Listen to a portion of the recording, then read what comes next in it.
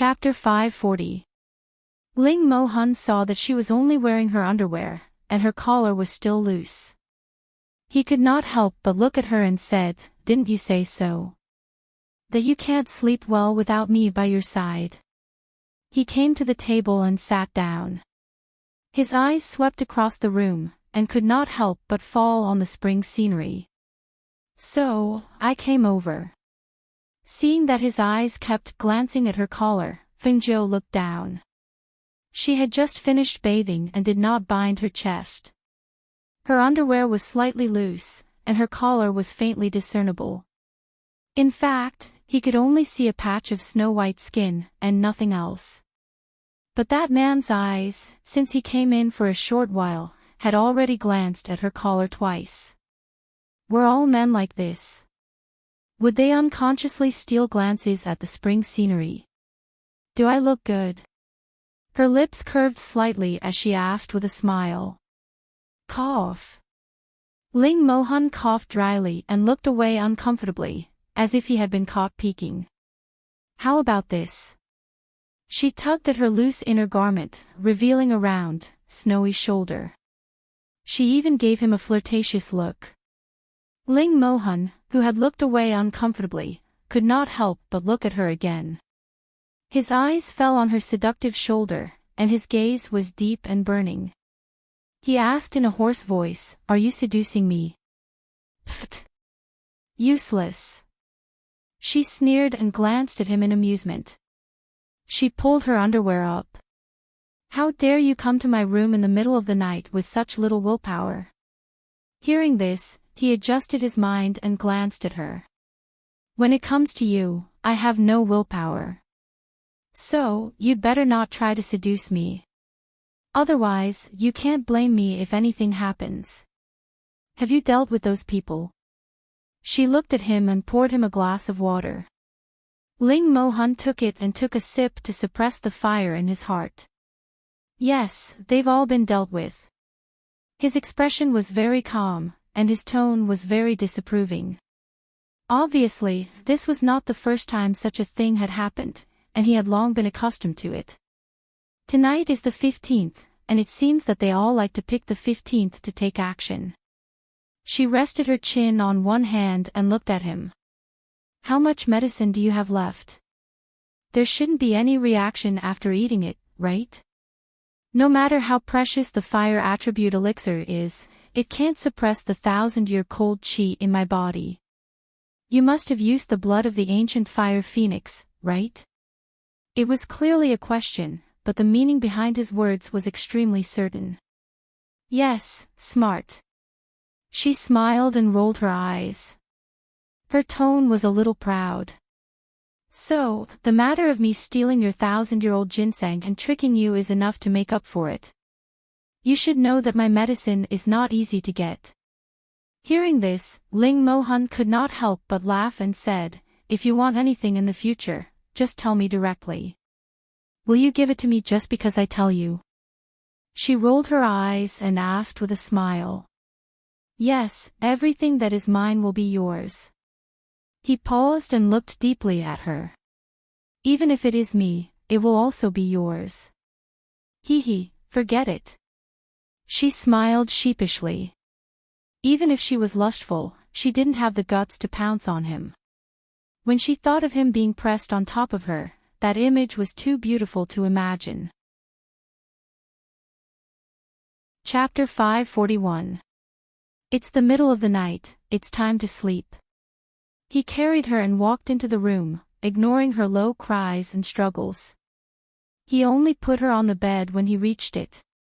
Then, he took off his outer robe and tore off the beard on his face.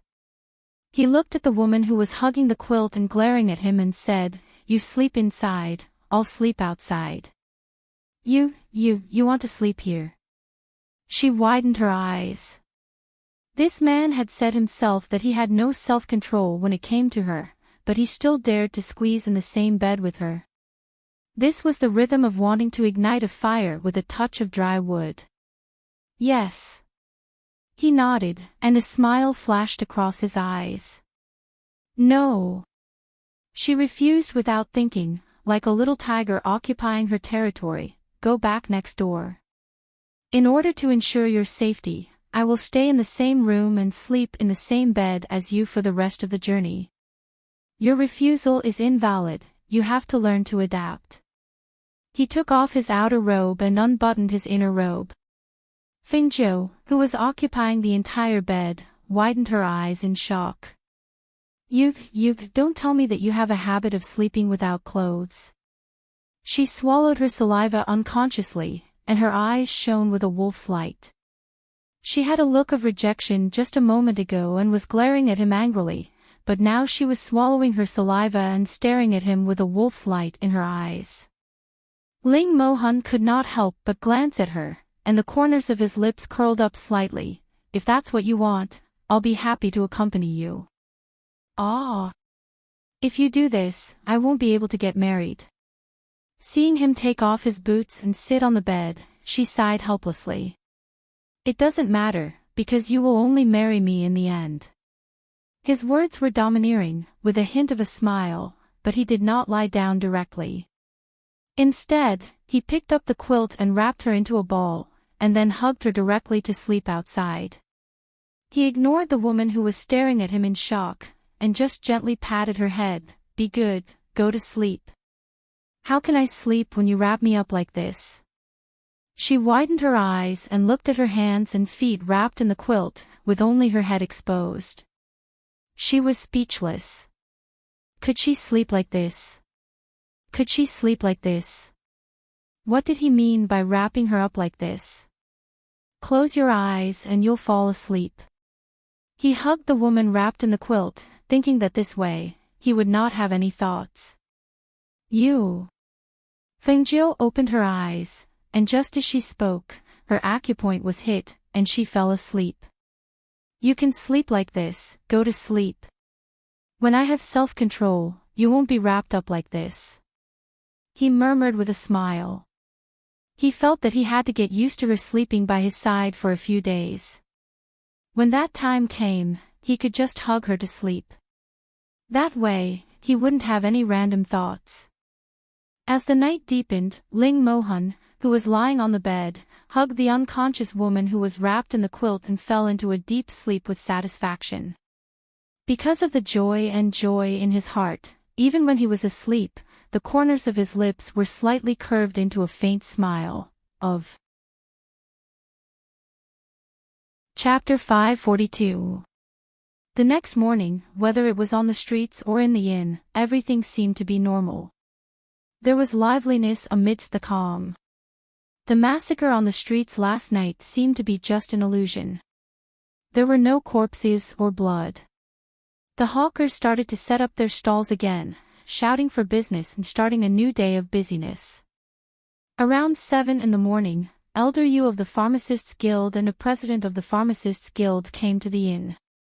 They asked around and found out that Fingzhou was staying in the Five Blessings Inn, so they came early this morning. When he left for the examination yesterday, the Grand Elder called him over. Even the president, who was in seclusion refining medicine, was alerted.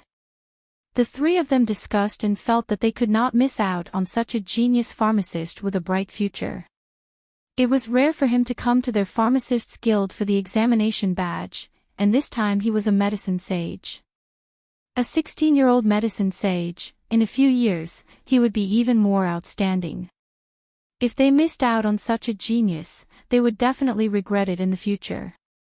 Therefore, after discussing, Elder Yu and the president of the Pharmacists' Guild came in person. They planned to persuade Fingzhou to become a guest elder of their Pharmacists' Guild no matter what. They knew very well that in a few years, the young man's achievements would be even greater. At that time, if they wanted to climb up to him, it would be even more impossible. Sirs, this is the president of the Pharmacists' Guild looking for the young master in red. The innkeeper personally led them over, his heart thumping wildly. He had been running this inn for so many years, but this was the first time that the president of the black market had come to visit personally. Even the president of the Pharmacists' Guild and the famous medicine sage Yu had come to their inn to look for the young master in red. There were really strange things every year, but this year there were especially many. His heart felt like it had been under attack ever since the young man in red and the others moved in. If this happened a few more times, he reckoned that he would really fall ill. Hui Lang and Ing Yi did not know the president of the Pharmacists Guild and that medicine sage Yu. Therefore, when they heard that the people who came were the president of the Pharmacists Guild, they looked at the two of them in surprise, not knowing which one was the president. While Hui Lang and Ing Yi were sizing up the two guards were also sizing them up. Although the two guards were dressed as guards, their aura and cultivation were astonishing. They couldn't help but be secretly shocked. Elder Yu revealed a faint smile on his face and said, "My surname is Yu, and this is our president's president. Today, we have come to look for Xiaojiu to discuss something. Please help me pass on the message." Upon hearing this, Hui Lang came to a realization. "Oh, so you're Yu. Medicine sage." He originally wanted to say, "So you're the old man you that ninth young master spoke of." However, after thinking about it, the words that were about to come out of his mouth took a turn. "That's me." Elder Yu did not know what he was thinking, nor did he know that Fengjiu was hopping mad because he missed out on benefits when he returned. At this moment, he still had a smile on his face as he said, "I wonder if Xiaojiu, ninth young master. He seems to have slept rather late last night and hasn't woken up yet." Hui Lang said, "No, please take a seat downstairs first, I'll report." Before he finished speaking, Ling Mohun, who was dressed in a black robe and had a big beard, walked out. He glanced at the few people outside the room, and his gaze fell on Elder Yu and the president. He asked in a deep voice, "Why are you looking for her? You are." Chapter 543. Perhaps sensing Ling Mohan's extraordinary aura, the guild president said, "We have something to discuss with him, but it's inconvenient to tell outsiders. Please help us pass on the message." Hearing this, Ling Mohan glanced at them and walked into the room next door. Without turning his head, he said to Ling Shuang, "Go in and tell your master." Ling Shuang nodded and entered the room. When she came to the inner room, she saw her master who was rolled up with only his head exposed. Her eyes flashed and she called out in surprise, "Master."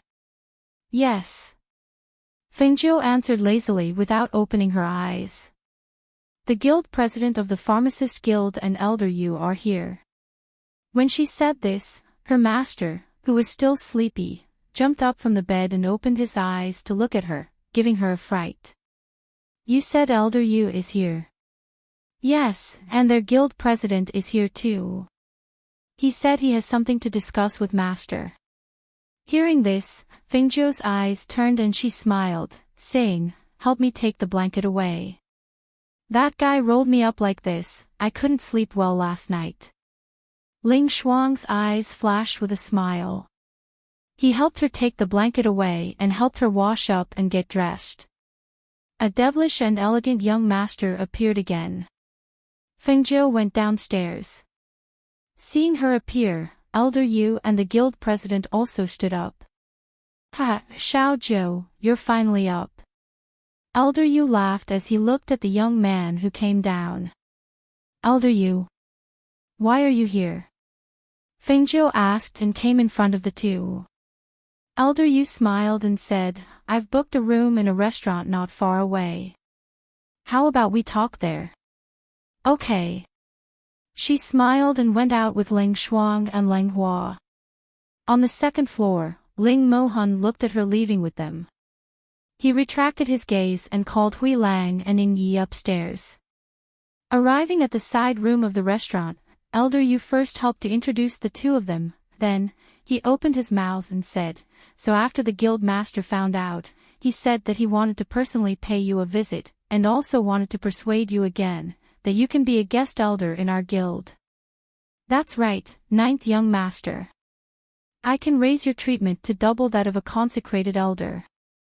I will also report this to the first-class eunuchs and second-class guilds."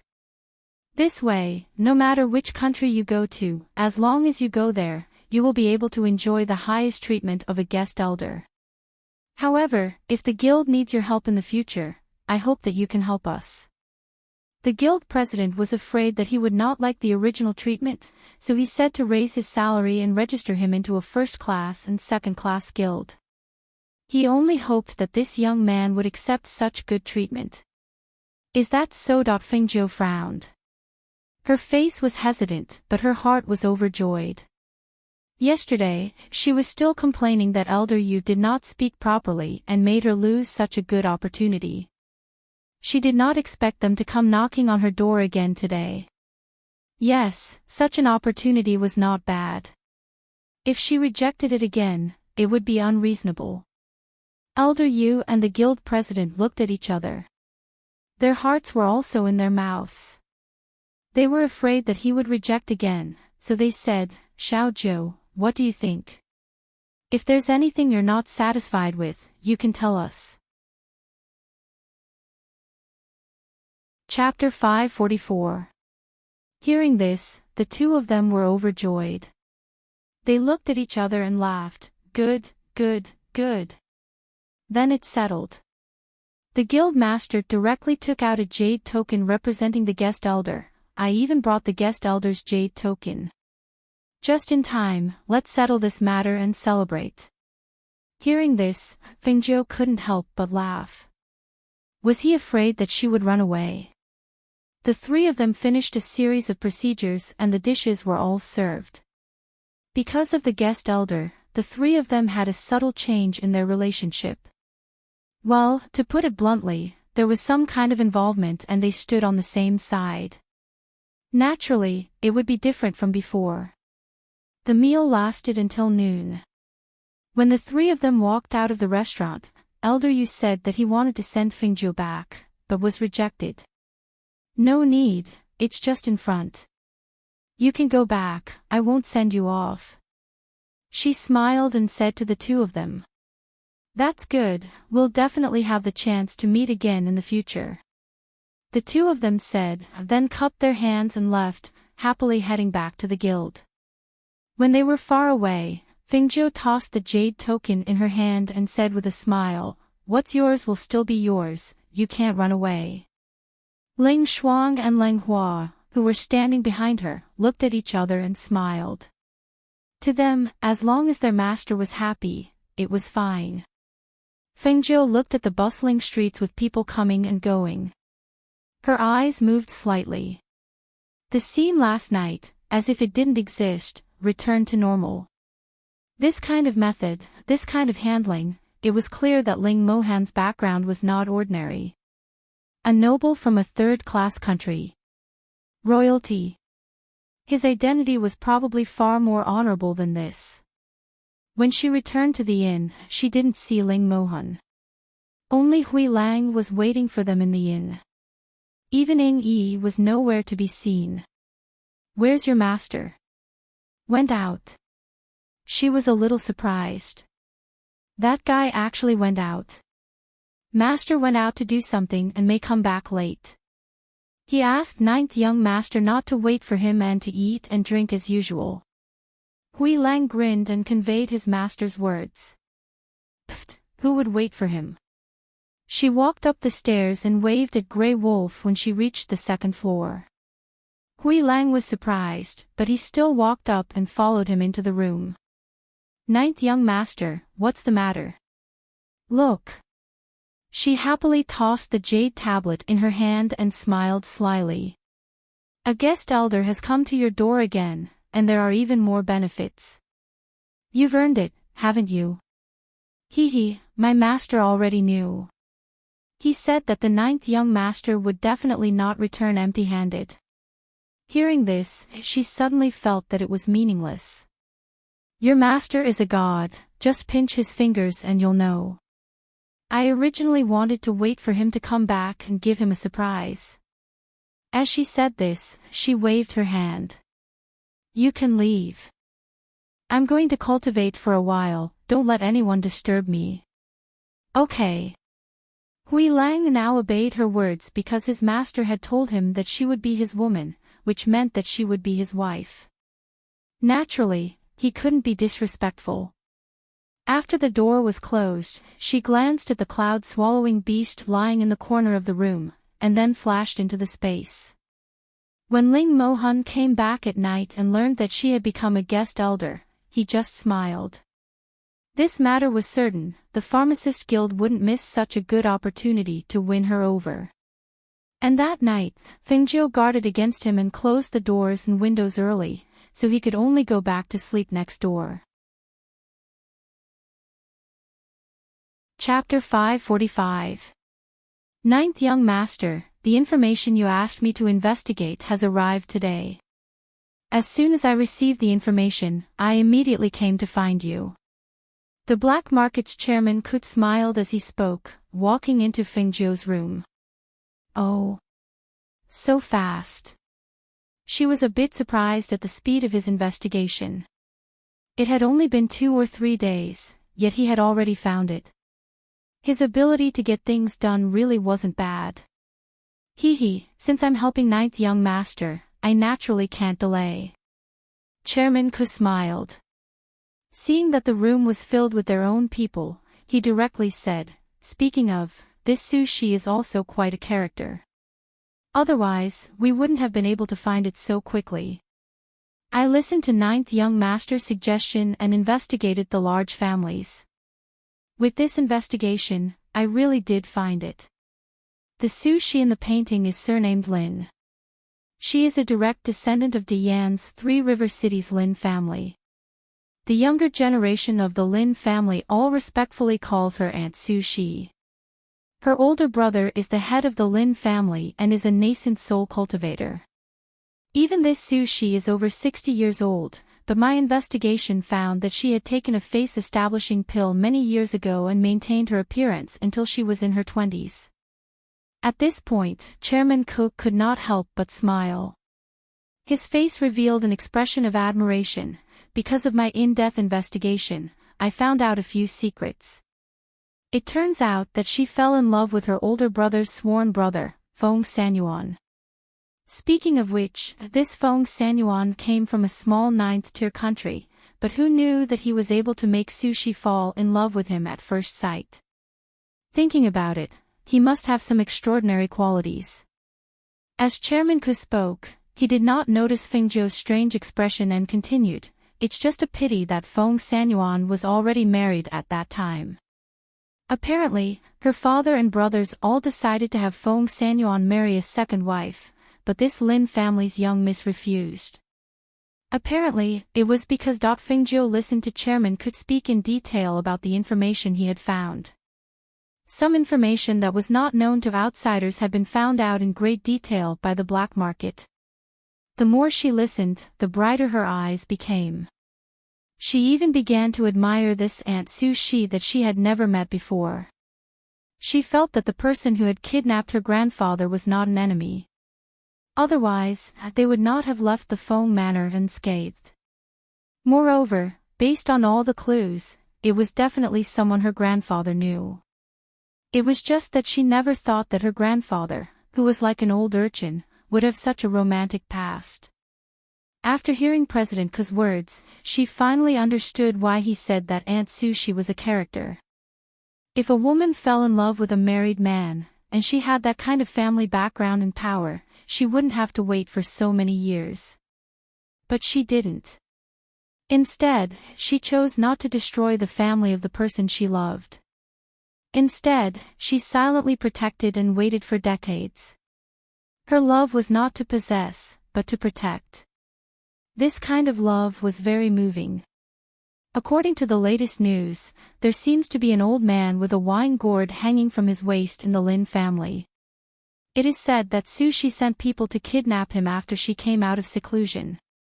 This method is really bold. However, the handsome man from decades ago has now become an old man. I'm afraid it will be very difficult for the two of them to be together. Chapter 546. Fengjiu couldn't help but laugh when she heard this. She couldn't help but laugh when she thought of her grandfather being forced to marry a woman who looked to be in her 20s. Even if she didn't see it with her own eyes, it must be very interesting. Thank you, President Ko. I understand, she said with a smile. This was good news for them who had been worried about their grandfather. President Ko stood up and clasped his hands. Then I won't stay any longer. Ninth young master, goodbye. If we meet again in the future, I will be a good host. Feng Jiu stood up to send him off. At the same time, she took out a bottle of medicine and handed it to him. This is a bottle of medicine that I made in the past 2 days.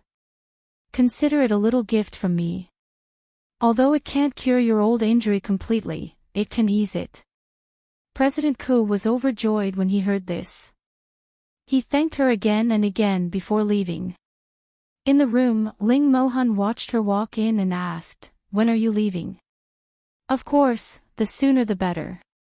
I want to see Aunt Sushi now. She narrowed her eyes and said with a smile. Such a woman was indeed rare in the world. How could her grandfather miss out on such a chance? Seeing her expression, Ling Mohan smiled and said, "In this world, there is only the face restoration pill, but there is no pill or medicine that can make people look younger. Your grandfather and Sushi want to be together. Just like what President Ku said, it will be very difficult. If it was someone else, as long as he had the ability, he would choose a beautiful woman to marry. Even a yuaning old man who was hundreds of years old could take a woman in her teens to warm his bed. The difference in age was not a problem at all. However, it was very difficult for someone like her grandfather. A woman did that for him. If he was young, it would be fine. But now, he was in his twilight years. How could he accept his old face appearing in front of the person he loved every day? This world is so strange. Whether it is pills or medicine, there are endless changes. How do you know that there won't be a pill that can make people look younger in this world? She raised her eyebrows and looked at him with confidence. The art of medicine is mysterious and changeable. As long as I study it carefully, I believe that it won't be a problem to develop such a pill. Moreover, since there is no such pill in this world, then if I develop it, my name as the ghost doctor will really be famous in the world. Looking at her raised eyebrows and exuberant expression, he couldn't help but smile. Yes, others don't know. But if it's you, I believe it can be done. As soon as he finished speaking, he took a sip of his tea. Hearing this, Feng Jiu glanced at him. Don't give me that. We have to sleep separately. If you dare to sneak into my room in the middle of the night, humph. I'll make you impotent any minute. Cough, cough. Before he could swallow his tea, he choked because of her words. He coughed twice and put down the teacup. His expression was slightly angry as he glanced at her. This woman, in front of 4 subordinates, she really dared to say anything. Hui Lang and Ning Yi, who were standing to the side, couldn't help but lower their heads and laugh. Ling Shuang's expression was still cold, but a smile flashed through his eyes. Only Leng Hua revealed a carefree smile, not bothering to hide the smile on his face. Feng Jiu raised his eyebrows at him and chuckled. Don't think I'm joking. I'm serious. If you want to have a taste of what Hui Lang was like back then, you can give it a try. Chapter 547. Erectile dysfunction was definitely a nightmare for him. He absolutely did not want to recall the time when he was pricked by the ghost doctor and sent to the brothel by his master. If the ghost doctor had not mentioned it, he would have really forgotten about it. Ling Shuang, Ling Hua, pack up. We're getting ready to leave. She chuckled and turned to leave the room to wait for them downstairs. Yes. The two of them responded and packed up some things in the room. Ling Mohan stood up and followed them downstairs. Ying Yi followed behind him. Hui Lang went back to the room next door to pack up some of his belongings before gathering downstairs. Little Tun Yun ran downstairs while Lao Bai was led out. The group of people left as soon as they said they would. They boarded the airship and left for Sanjiang City after exiting the city gates, at the same time, in the Lin residence. Old Master Feng was still wearing his inconspicuous grey robe with a wine gourd hanging from his waist. He was walking around the Lin residence with his hands behind his back. He walked hurriedly and occasionally glanced back at the people 3 meters behind him before he quickened his pace. However, the moment he quickened his pace, the people behind him also quickened their pace. In short, they maintained a distance of 3 meters and did not get further away. When the people in the residence saw this, they only pursed their lips and smiled. Some of them bowed and then went about their own business. Such a scene appeared in the residence every day for the past few days. The one walking in front was the old Master Feng and the one following behind was definitely their Lin residence's Aunt Su Shi. A lot of people didn't understand why their beautiful aunt would fall for such an old man.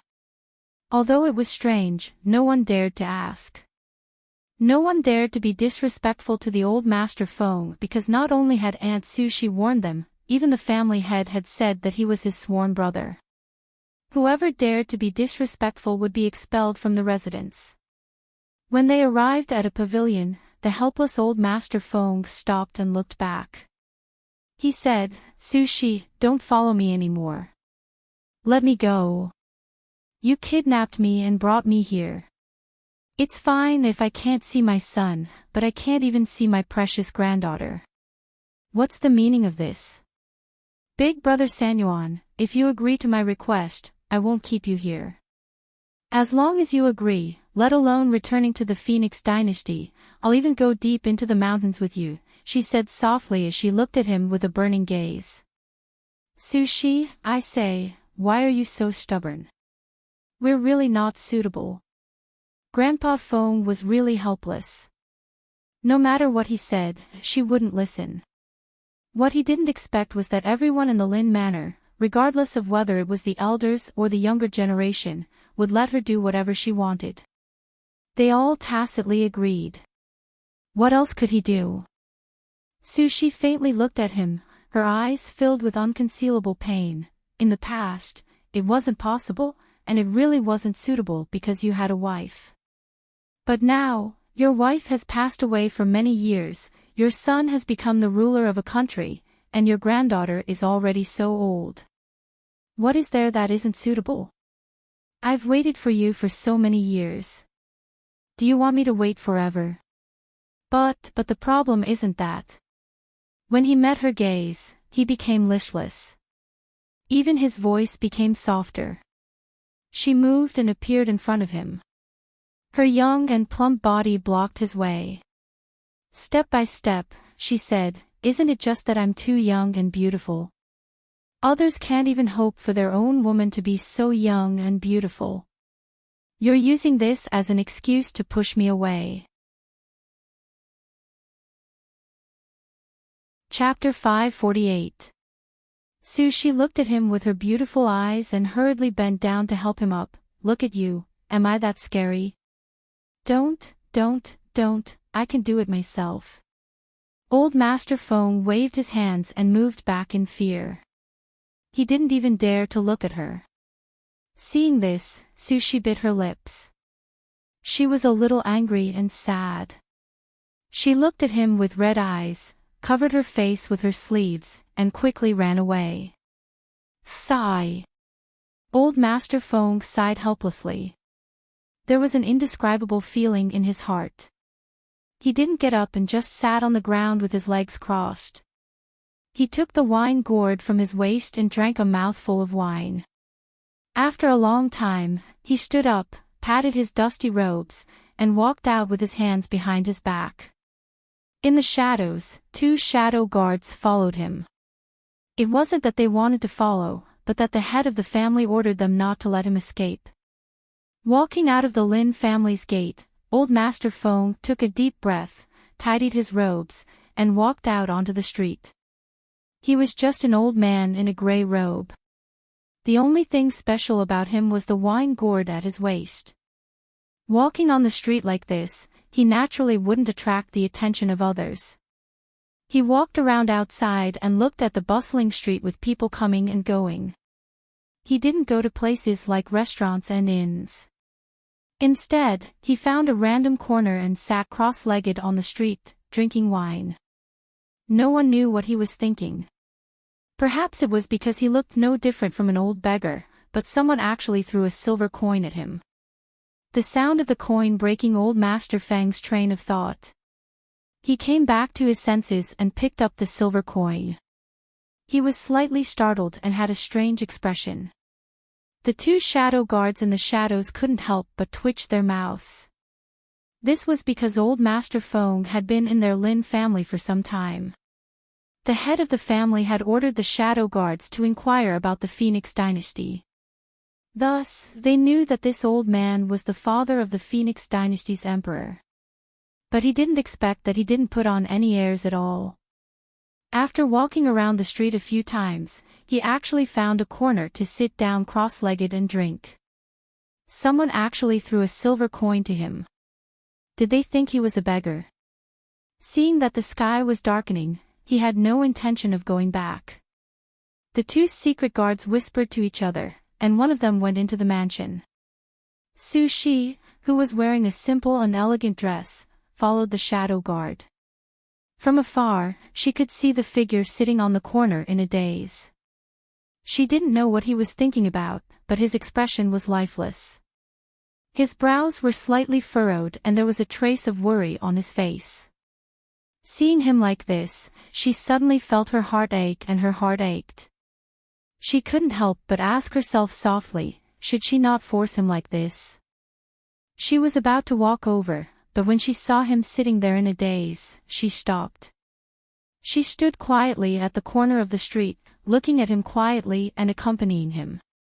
The two shadow guards in the shadows saw this and couldn't help but look at each other in dismay. They looked at the old man sitting on the corner of the street, then looked at Aunt Su Shi standing on the other side of the street. The two of them were also speechless. Only when the sky was completely dark did old Master Feng slowly get up. With his hands behind his back, he walked towards the Lin family. On the other side of the street, Su Shi didn't appear. She only watched from afar and quietly followed. Only when he entered the Lin family's gate and walked towards the courtyard did she order the servants in the mansion to prepare some food for him. Chapter 549. Su Shi responded and smiled at him. Then, she walked inside. Seeing her walk inside, he pondered for a moment. He called out to the shadow guard and found out that she went out to find old Master Feng. The two of them came back one after the other. Tell the kitchen to cook 2 more dishes to go with wine. Also, bring out my precious bottle of spirit wine. I want to drink a few cups with Uncle Feng. He smiled and signaled for the guard to go to his courtyard to get the wine. Not long after, the guard came back with the wine. He walked towards old Master Feng's courtyard with the wine in his hand. At this time, old Master Feng was sitting in the courtyard and drinking wine. He looked at the moon above his head and thought, I was kidnapped. How worried must Feng girl be? Although the matters there had been taken care of, his sworn brother's people shouldn't have told Feng Xiao and Feng girl that he was here. AI. Uncle Feng, why are you sighing? A middle-aged man walked in and smiled at old Master Feng sitting in the courtyard. Oh, it's Qingji. Why are you here? Old Master Feng saw that it was his sworn brother's eldest son and said, Sit. I heard from the gatekeeper that you just came back, so I wanted to come and drink a few cups with you. Look, I know you like wine, so I even brought my precious spirit wine. He laughed and sat down at the table with the wine jug. Hearing that there was good wine, old Master Feng became more spirited. You have it in your collection. Last time, your father also brought me a jug. TSK, that wine was so fragrant that I still drool when I think about it. There really is a lot of good wine here. Mine is not worse than my father's. If you don't believe me, try it. He took a cup and poured half a cup. Seeing that it was only half a cup, old Master Feng narrowed his eyes. You brat, you're even stingier than your father. How can you taste such a small cup? Hearing this, Lin Qingji couldn't help but shake his head and laugh. Haha, Uncle Feng, you haven't eaten yet, right? It's not good to drink wine on an empty stomach. Try a small sip first. I had people prepare a few dishes to go with the wine. They'll be here soon. As he spoke, he saw a few maids come in with things. It wasn't the dishes he ordered, but the dinner that Su Shi had the kitchen prepare. Auntie asked the kitchen to prepare this. A maid said with a smile on her face as she retreated. In the Lin manor, everyone called Su Shi aunt. Ha, Uncle Feng, you should eat first. Don't eat too much, or you won't be able to drink much later. Just you wait, tonight, this old man will drink with you until we're drunk. Old Master Feng laughed loudly. He ate a bit first. Seeing that the dishes had been delivered, he had people take the dishes away and began to drink with Lin Qingji. The old man had left home for a while and was worried about something. In addition, he was entangled with Su Shi in the Lin manor. This kind of messy relationship made him very vexed. Tonight, when they drank, they let go of the wine. From the first small cup to the end, they drank until late at night. Chapter 550. When Su Shi, who was hiding in the shadows, heard this, her heart couldn't help but jump. She nervously looked at the drunk man with a red face. What? Old Master Feng was drunk and didn't hear what he said. Seeing this, a smile flashed across his eyes and he continued to ask, Uncle Feng, do you have my aunt in your heart? Your aunt? Old Master Feng hiccuped. His eyes were half closed and he supported his head with one hand. He swayed as if he was going to fall at any moment. My aunt, Su Shi. Su Shi is a silly girl. Why do you think she fell in love with an old man like me? I'm just an old man. I don't deserve her. He waved his hand as he spoke. But, you should know that my aunt doesn't care. But I care. He seemed to suddenly become angry. He heavily slammed the wine bowl in his hand on the table, causing half of the wine to spill out. He then said, so what if I have her in my heart? If I love her, I should give her the best. I can't give her that, so I pushed her away again and again. But that silly girl threw herself at me again and again. She was hurt by me again and again. Tell me, is she stupid? Is she stupid? I want to escape. This old man wanted to escape this afternoon. He suddenly spoke in a heavy tone and slammed the wine bowl on the table again. The next moment, he frowned and said with a troubled expression, but I thought, if I escape, she will really wait for me. Then I will have committed a great sin. I thought about it all afternoon and couldn't think of a way. Tell me, what should I do? He picked up the wine bowl and was about to drink when he realized that the wine in the bowl had spilled. He loudly shouted, pour the wine. Lin Qingji was startled by him and looked at him strangely. He quickly poured more wine for him, then just marry her. This isn't an unsolvable problem. My aunt likes you and won't care if you're older than her. He also drank some wine and slowly calmed down. No. My old scalp is wrinkling. How can I harm Su Shi? No. Pooh. Cough. Hearing his words, Lin Qingji choked on his wine and stared blankly. He felt that Uncle Feng's way of thinking and speaking were simply too unpredictable. He didn't know whether to laugh or cry. How could she say something like that? Come, Uncle Feng, drink some more. He couldn't help but smile as he poured more wine for him. However, after drinking 2 more bowls of wine, Master Feng finally couldn't take it anymore and collapsed. His entire body lay on the table as he muttered, "No. No. Uncle Feng. Uncle Feng." Lin Qingji called out to him twice. Seeing that he didn't respond, he looked into the darkness and said with a smile, "Auntie, Uncle Feng is drunk." Sushi walked out from the shadows and lightly walked to the table. She looked at the drunk old Master Feng and asked, "Why did you think of drinking with him?" "Hee, Auntie, I've known Uncle Feng since he came here a few decades ago. Recently, I haven't had time to catch up with him. Tonight, I just happened to have time, so I brought some wine to drink and chat with Uncle Feng." Chapter 551. Hearing this, Sushi glanced at him and then at the unconscious old Master Feng. Her heart skipped a beat. "Aunt, it's late. I'll go back first." Lin Qingji bowed and left with a smile.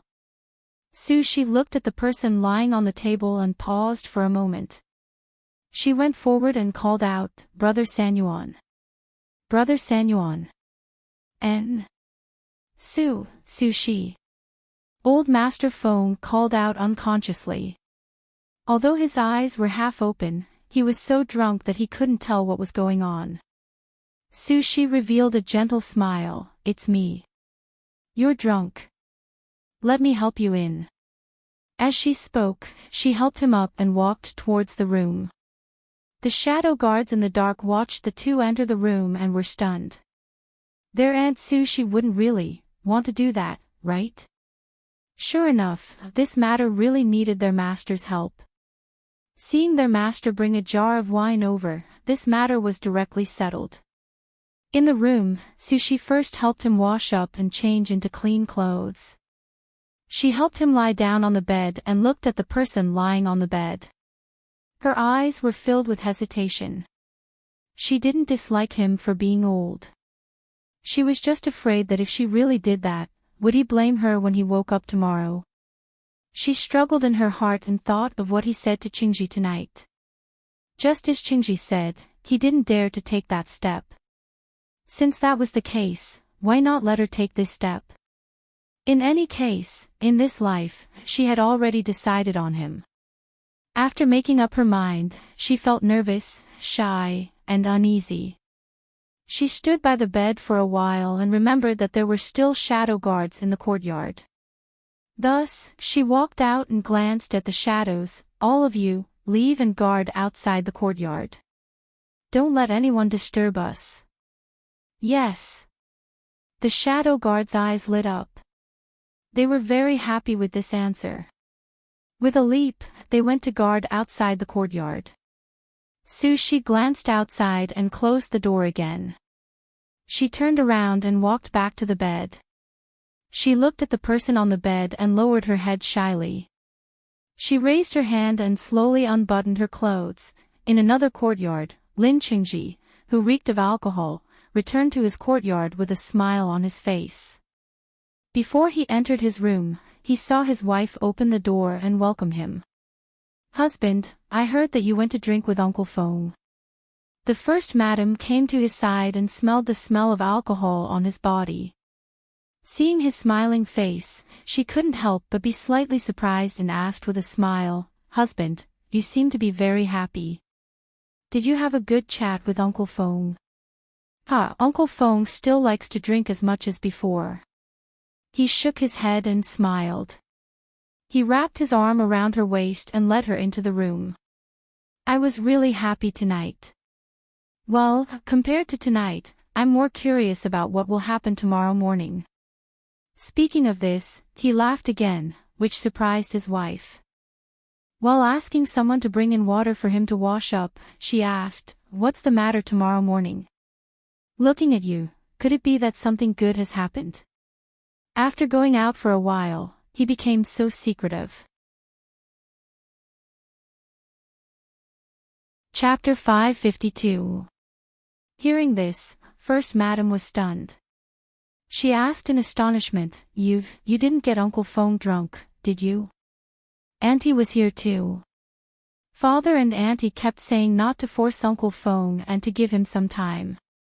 But in my opinion, Uncle Fong didn't dare to take that step, and Auntie only wanted him. Since that's the case, I added fuel to the fire and helped Auntie. Speaking of this, he smiled and said, I don't know if Father will give me a beating when he finds out tomorrow. Forget it, I'm exhausted from getting Uncle Fong drunk tonight. I'll rest first. Remember to wake me up tomorrow morning. As he spoke, he walked into the bedroom, leaving first Madam, who was a little dumbfounded, standing there in a daze. That night seemed to be tranquil and impermanent, but something was destined to happen and change that night.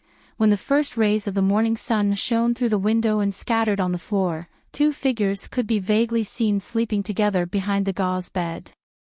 Old Master Fong, who was sleeping soundly, felt very comfortable, especially the dream he had last night. It was so wonderful that he didn't want to wake up. His hand moved slightly and touched smooth skin. He even felt as if there was a naked body pressed against his. Their body temperature blended together intimately, and it was unusually warm and comfortable. He couldn't bear to move his hand away and touched it again. But when he faintly heard a soft moan, his entire body froze. He was so shocked that he suddenly opened his eyes. This time, he was so shocked that his face turned pale. He directly grabbed the blanket and jumped up. He tripped over the blanket and fell off the bed. Hiss! Ah! He fell to the ground. His naked body was still tightly hugging the blanket. His face was full of shock and disbelief. He stared at the woman on the bed who had been awakened by him. When he saw the woman on the bed also sitting up naked, his old face turned from white to red. Because he had pulled the blanket down, she didn't have anything to cover her body. Sue, she. I thought his mind was blank. At this time, he didn't know what to say. Especially when he saw Sushi on the bed. After recovering from her shock, she raised her hand to lift the gauze curtain. That originally faintly discernible young and exquisite figure was revealed in front of him. That slender waist, snow-white skin covered in red marks, and full breasts that were provocative and alluring. He only felt a wave of fire rush up. His nose heated up and something seemed to flow down. Seeing him staring straight at her and even having a nosebleed, she couldn't help but be startled. Looking down, she discovered that she wasn't wearing a single piece of clothing. Immediately, her beautiful face flushed red with shyness.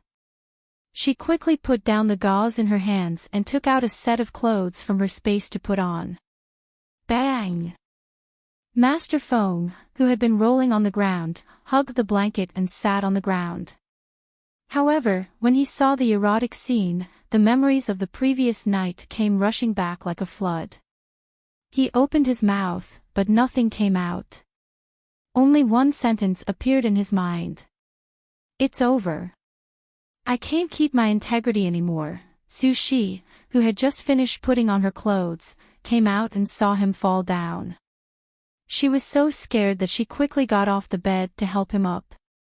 Brother Sanyuan. Are you okay? She pinched his philtrum to help him regain his senses. Chapter 553.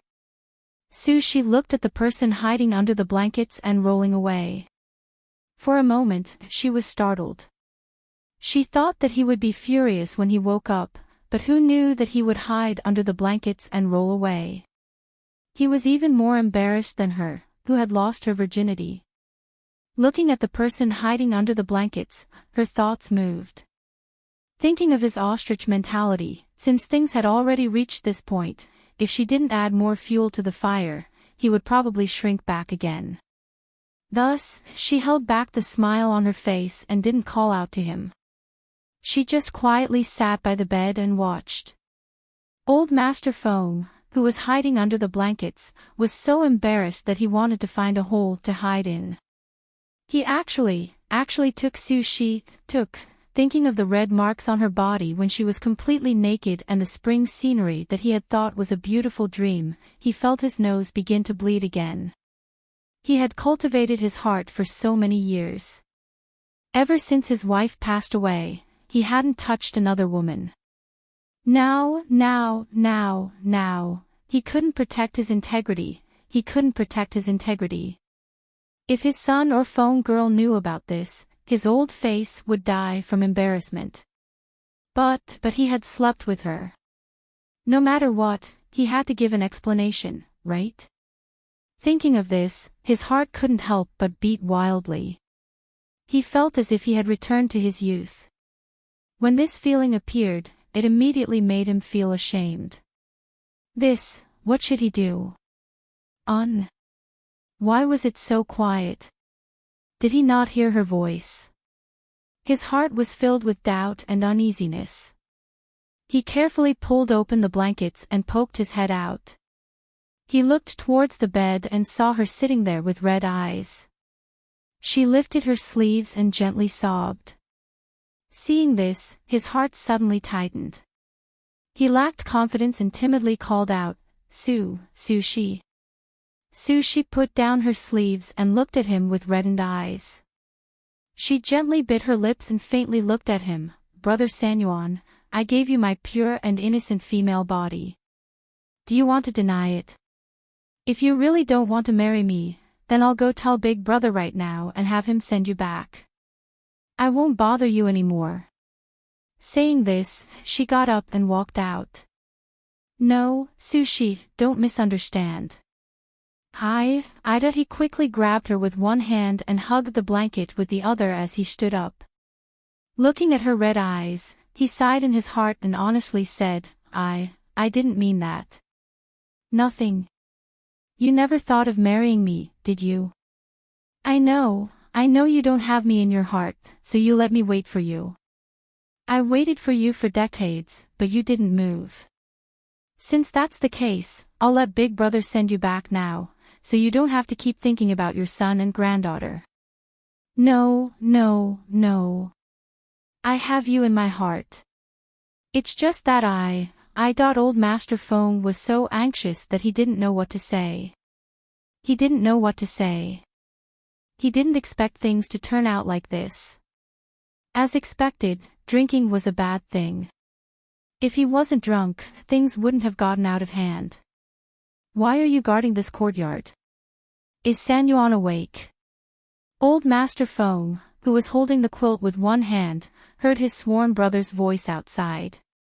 He was so scared that his face turned pale and his voice trembled. Oh no. Big Brother is here. Why is he here so early in the morning?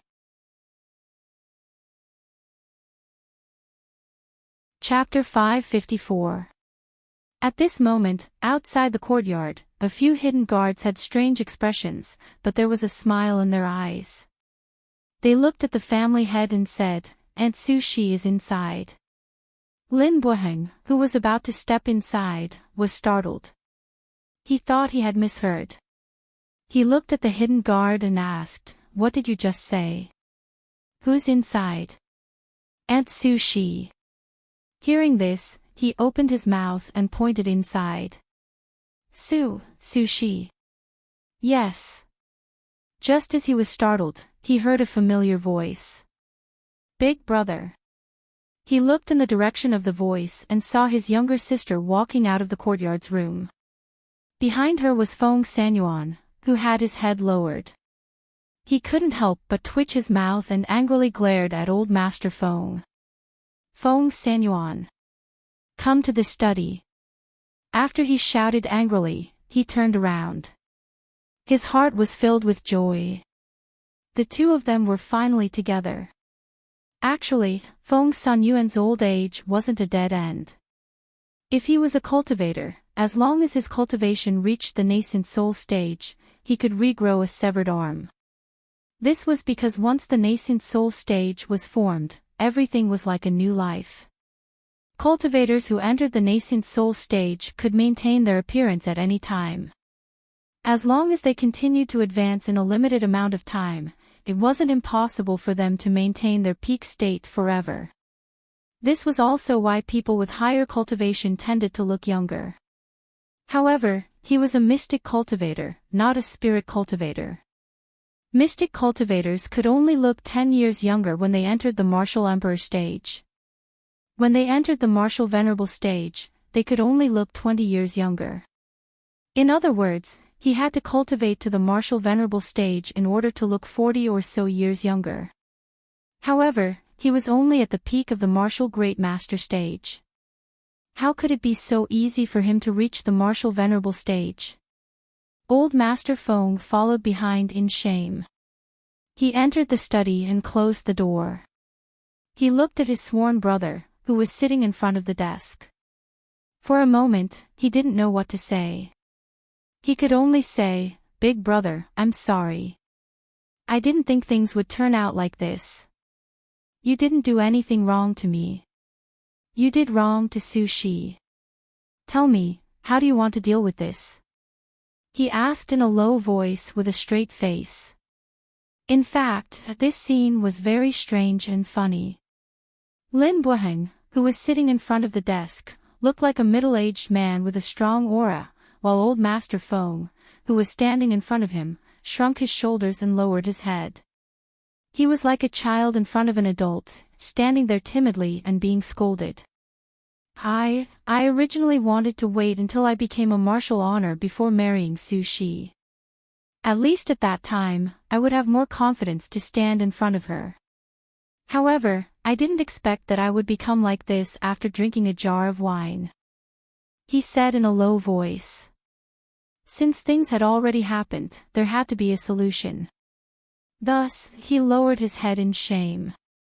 I'll listen to Big Brother on this matter. I'll do whatever Big Brother says. Chapter 555. Old Master Feng lowered his head and didn't say anything. He understood what Lin Buheng was saying, but it was a bit difficult to do. Moreover, these were two completely different things. If a cultivator cares too much about what others think of him, he won't be able to go far on this path. Sanyuan, do you know why everyone in my residence is in favor of your marriage with Su Shi? It's because they all understand this.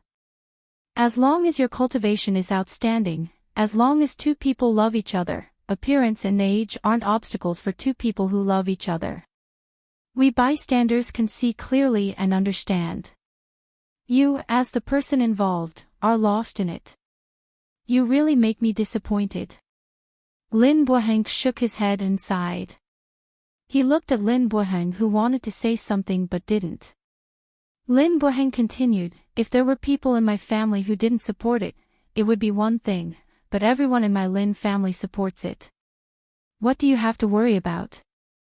You've lived for dozens of years. How can you not understand this? Big brother. Old Master Feng choked up. He was indescribably moved. He knew that Lin Buheng was doing this for his own good. He was enlightening him. He knew that Lin Buheng was always thinking for his own good. Lin Buheng stood up and walked to his side. He patted his shoulder and said, this matter is settled. Big brother will send someone to check the dates and help the two of you settle this matter as soon as possible. Big brother, no. He shook his head and said. What? No. Lin Buheng heard this and immediately became angry. He glared at Lin Buheng. Even Su Shi, who was hiding outside with Lin Qingji and eavesdropping, became angry when she heard this. She thought that Lin Buheng was going to refuse again. She was about to go in when Lin Qingji pressed on her shoulder and gestured for her to calm down and continue listening. Old Master Feng quickly waved his hand and said, no, big brother, don't misunderstand. It's not that I don't want to marry Su Shi. It's just that Su Shi has waited for me for so many years. I want to return to the Phoenix dynasty and let Feng Shao prepare. I want to marry Su Shi grandly and give her a grand wedding. Otherwise, I'll be letting her down for all these years. Perhaps he had been enlightened by his words, but he no longer cared about the difference in their appearances. At this moment, he had decided in his heart that he would work hard in his cultivation and reach the rank of a martial honor as soon as possible. Once he returned to the Phoenix dynasty, he would ask the phone girl to quickly refine some medicine for him to advance his rank. Hearing this, Lin Boheng smiled and patted him on the shoulder. Good, good, good. Big brother is very happy that you have this idea, ah ha ha ha ha. Outside, Su Shi, who was eavesdropping, couldn't help but smile when she heard the conversation inside. He finally agreed. Lin Qingji pulled his aunt outside and joked, "Aunt, it's still my idea, right? Uncle Feng will become your uncle. When the time comes, Aunt can't forget your nephew, the great matchmaker. Don't worry, I won't forget you." She laughed softly and said a few words to him before leaving first. At this moment, outside Three River City, a luxurious spaceship landed. After the spaceship was put away, Fingzhou and the others held Lao Bai's hand and walked into the city.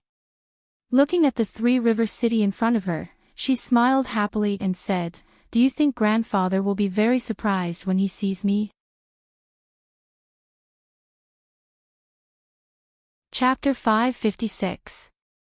Hearing this, Fingzhou was puzzled and asked, "Shock? What do you mean? After not seeing her for so long, he should be surprised to see her here." "Hee, you'll know whether it's a surprise or a shock when you see him." Hui Lang chuckled. An old man was entangled by a beauty who looked like she was in her 20s. If his granddaughter came to find him, he would definitely be shocked. Hearing this, she raised her eyebrows. Would he really be shocked by her? It shouldn't be, right? Should we find a place to stay or go to the Lin family first? Ling Mohun asked and looked at her. On the spaceship, he had already torn off his beard, revealing his original appearance. She thought for a moment and said, "You guys find a place to stay first.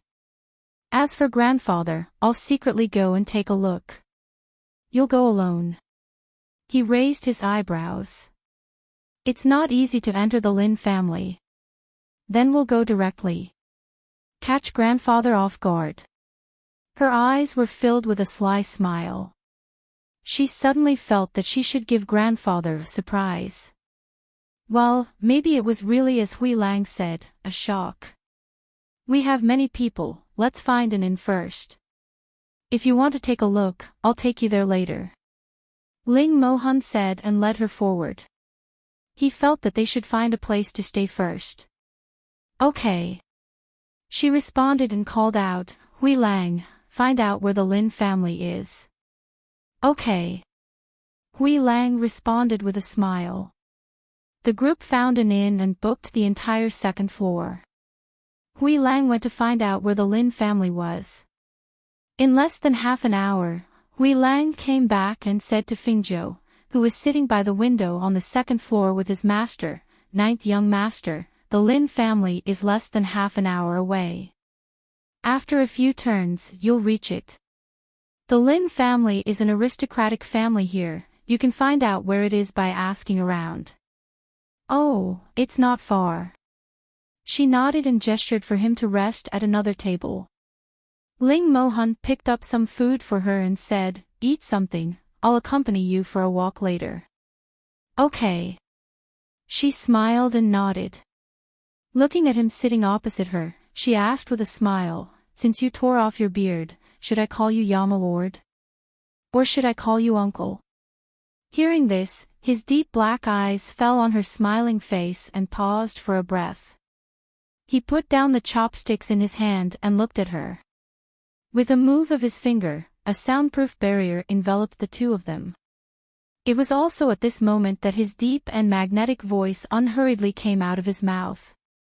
"My surname is Xianyuan, first name, remember, don't forget." Xianyuan Mose, she was greatly shocked. Xianyuan was a surname of D. It was the most noble surname of the imperial family. Was he really from the imperial family?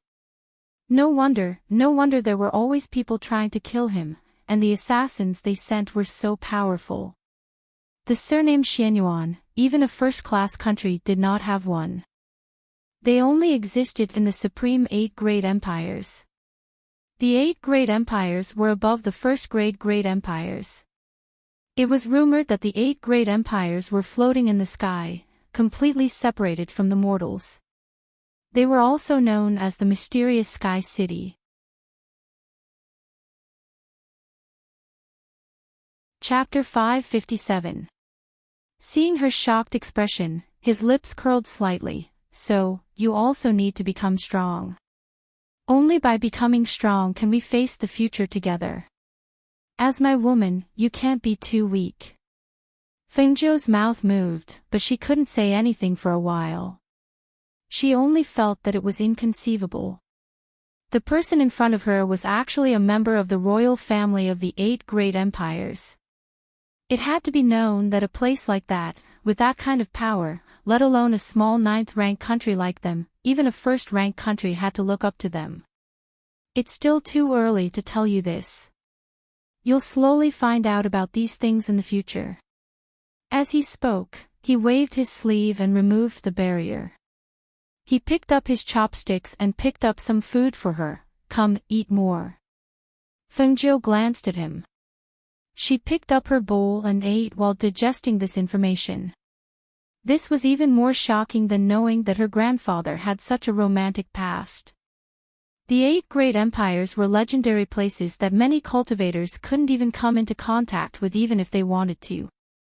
However, such a place was sitting in front of her. And he was a member of the royal family. Xianyuan Mose, this name contained too much information.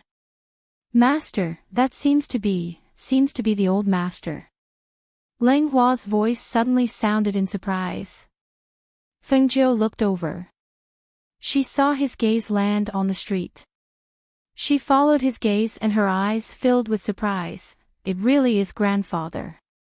She put down the bowl in her hand and leaned against the window to look curiously, because at this moment, her grandfather was following a woman in a light green dress in an orderly manner.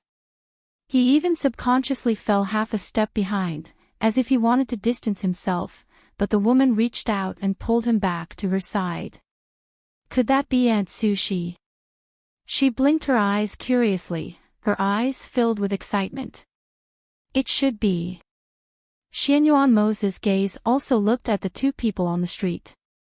His gaze landed on the 2 people whose appearances didn't match and he said, "That woman is truly sincere towards your grandfather. A woman from a noble family with a good family background and character, but she only fell in love with an old man who was already in his twilight years. If it wasn't true love, what was she after?" "Yeah, I think so too." Fengzhou nodded in agreement. "Although I know that the 2 of them are about the same age, Miss Sushi has maintained herself so well.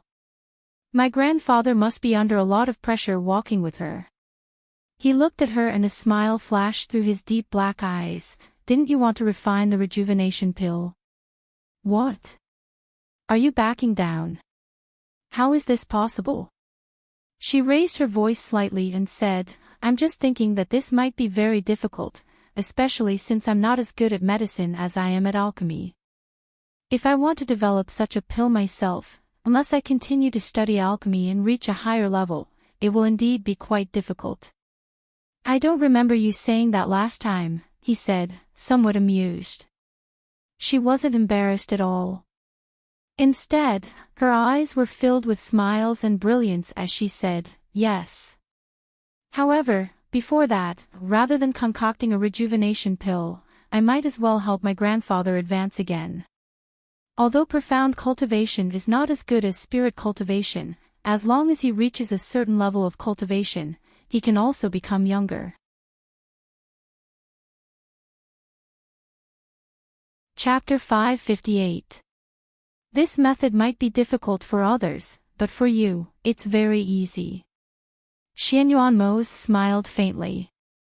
He looked at the 2 people on the street and said, "It's hard for others to get a bottle of medicine for advancement even if they spend an astronomical amount of money, but you can easily make it." Thus, it won't be hard for you to help him advance. Fengzhou's gaze also landed on the two people on the street. His eyes were bright and cunning. Compared to this, I think it'll be more interesting if we follow them and watch. Grandpa is shopping with a woman. This kind of scene isn't common. Seeing this, he couldn't help but shake his head. Follow them and watch. You go. I won't go. He didn't have the hobby of following people. Even if he did, he was only interested in her. Okay, then you can stay at the inn and rest well. I'll follow them and watch. She immediately stood up and called Leng Shuang and Leng Hua to leave the inn and head towards the street. At this time, old Master Feng, who was being held by Su Shi, was blushing. He followed beside her and asked softly, Su Shi, where are we going? Didn't you say you'd accompany me to shop and buy some things?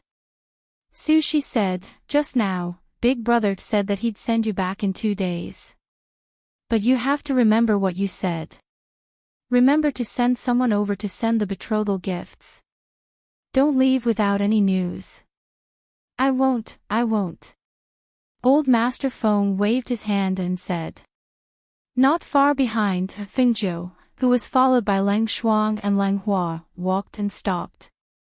Sometimes he would stop to look at the things on the side of the street, but in reality, he was eavesdropping on the conversation in front of him. When she heard Aunt Su Shi say to send someone over to send the betrothal gifts, she couldn't help but be speechless. Her grandfather and Aunt Su Shi had developed so quickly. They were even talking about marriage. She was curious and continued to listen. Then, she heard a piece of news that made her uneasy. You have to remember that I'm already yours. Don't make me wait too long. Old Master Feng's ears turned red when he heard that. He whispered, Su Shi, we're on the street. What's wrong with the streets? What I said is the truth.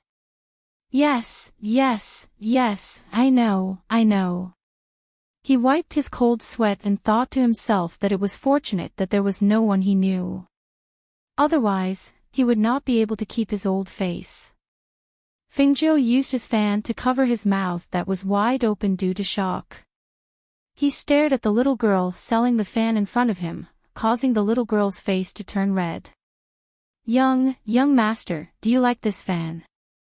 After a long while, Fengzhou came back to his senses. He calmed himself down and smiled at the girl. I like it. I'll sell this fan. He gestured for Lang Hua to pay up. She looked at the two people walking further and further away, but didn't follow them. She felt that she had heard 2 big news in one day, and her heart couldn't take it anymore. At this time, her heart was still beating wildly. She looked at the figure of Aunt Su Shi and couldn't help but admire her. This Aunt Su Shi is not simple. Too amazing. She really had to hand it to her. She actually managed to settle her grandfather so quickly. Looking at her grandfather, when the two of them got married in the future, he would most likely be a henpecked husband. Master, they've gone far away. Leng Hua saw that she was in a daze and whispered to remind her. I won't follow. I need to find a place to rest. She lightly exhaled and patted her chest. Chapter 559. Seeing that it had been some time since they returned to the inn and there weren't many people at the small tea stall on the corner, she nodded, that's fine. Then she walked over and sat down at a table in the corner. You guys sit too. She gestured with one hand under her chin. I was worried that grandfather and Aunt Su Shi wouldn't be able to get together, but I didn't think that these two would act so quickly. It seems that I was worried for nothing. Leng Hua poured a cup of tea for her and said with a smile, if Master knew about this, he would probably be shocked. Of course. He would never have thought that grandfather would be so happy here. Grandfather isn't honest. Since he was fine, he didn't even send a letter back. He made us worry for so long. She took a sip of tea and said with a teasing look in her eyes, I wanted to give grandfather a nice surprise, but looking at the situation, I forget it. I saw that even his neck turned red when he was by Aunt Sushi's side. Since ancient times, it's hard to accept the kindness of a beauty. This saying is really true. She tapped the table with one hand, thinking that since grandfather's feelings had found a home, then she would have to pay more attention to his father and mother. It would be best if the whole family could be reunited. Only then would they be happy. What's that smell so good? She sniffed the air and said, it smells like chicken. The old man at the small tea stall smiled, young master's nose is really good. Just now, when a person walked past with something, you could smell that it was chicken. This is a famous delicacy in our 3 cities. It's called fragrant roasted chicken. It's in a shop 2 streets away from here. There are only 100 of them every day, and they're all sold out. Does master want to eat it? I'll go buy it. Leng Hua said with a smile and was about to stand up. I'll go. Leng Hua said, indicating for him to stay and follow his master. And, if there are, buy 2 back and bring them back to the inn to eat later. Yes, sir, Ling Shuang replied and left after asking for directions. Leng Hua stayed by Fengzhou's side, quietly accompanying her. From time to time, he poured tea for her and watched her ponder over something with one hand on her cheek. However, as time slowly passed, he still did not see his sister return. He could not help but feel a little surprised. He stood up and went to the old man of the small tea stall. Old man, you said that the shop is not far from here. Yes. It's not far, it's just 2 streets away. It's very close. The old man smiled and continued to work. He asked, Sir, would you like some more tea? No need. Leng Hua shook his head and asked, how's the store doing? Do you need to exclude them? The old man waved his hand and said, usually not, because the fragrant roast chicken is not cheap. Ordinary people won't buy it often. If he sells 100 roast chickens, it will take him until the afternoon. Hearing this, Leng Hua returned to the table and said to Fengzhou, Master, my sister hasn't returned yet. Why don't I go and take a look? The distance of 2 streets should not be so long. Moreover, his master was still waiting here. If he had not been delayed by something, he should have returned long ago. Fengzhou came back to her senses and noticed that nearly an hour had passed, but Leng Hua had not returned. She stood up and said, let's go together. We've been sitting here for a while.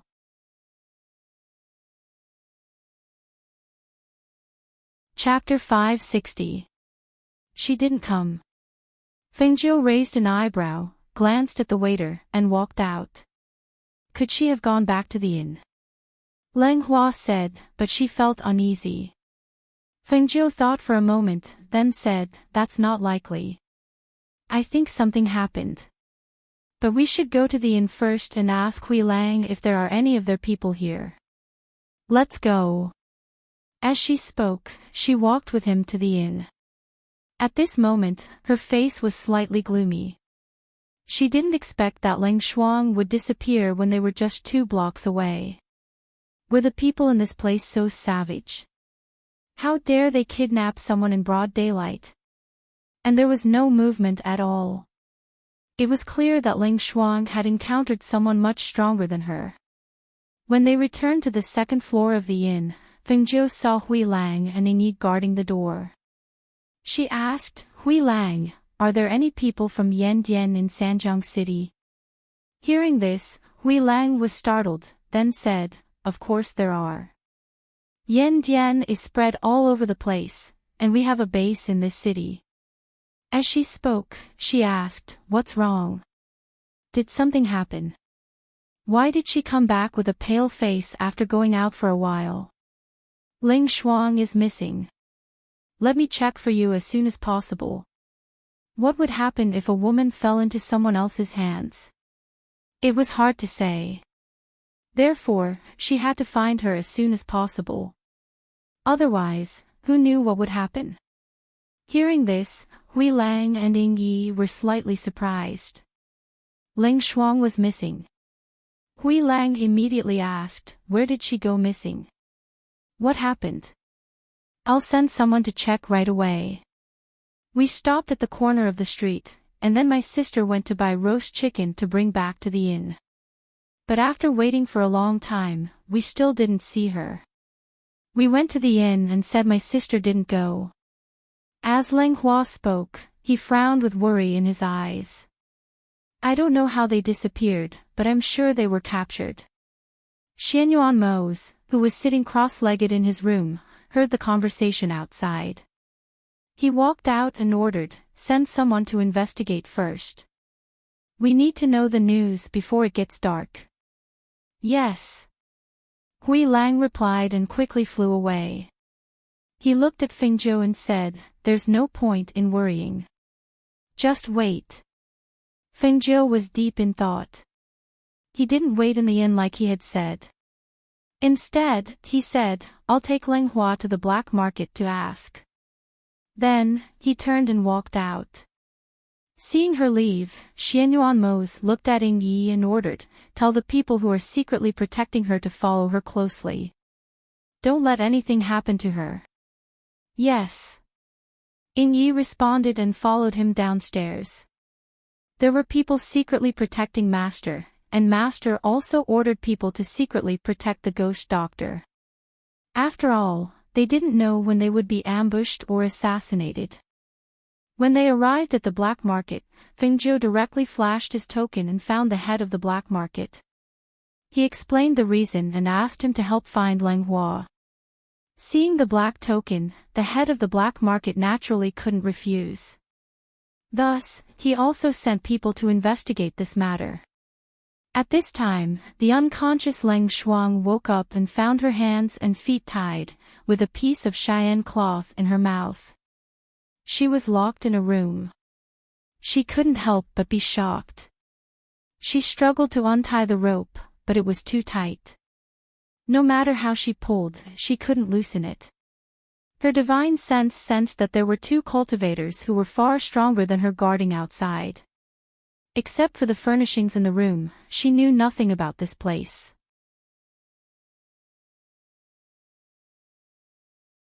Chapter 561.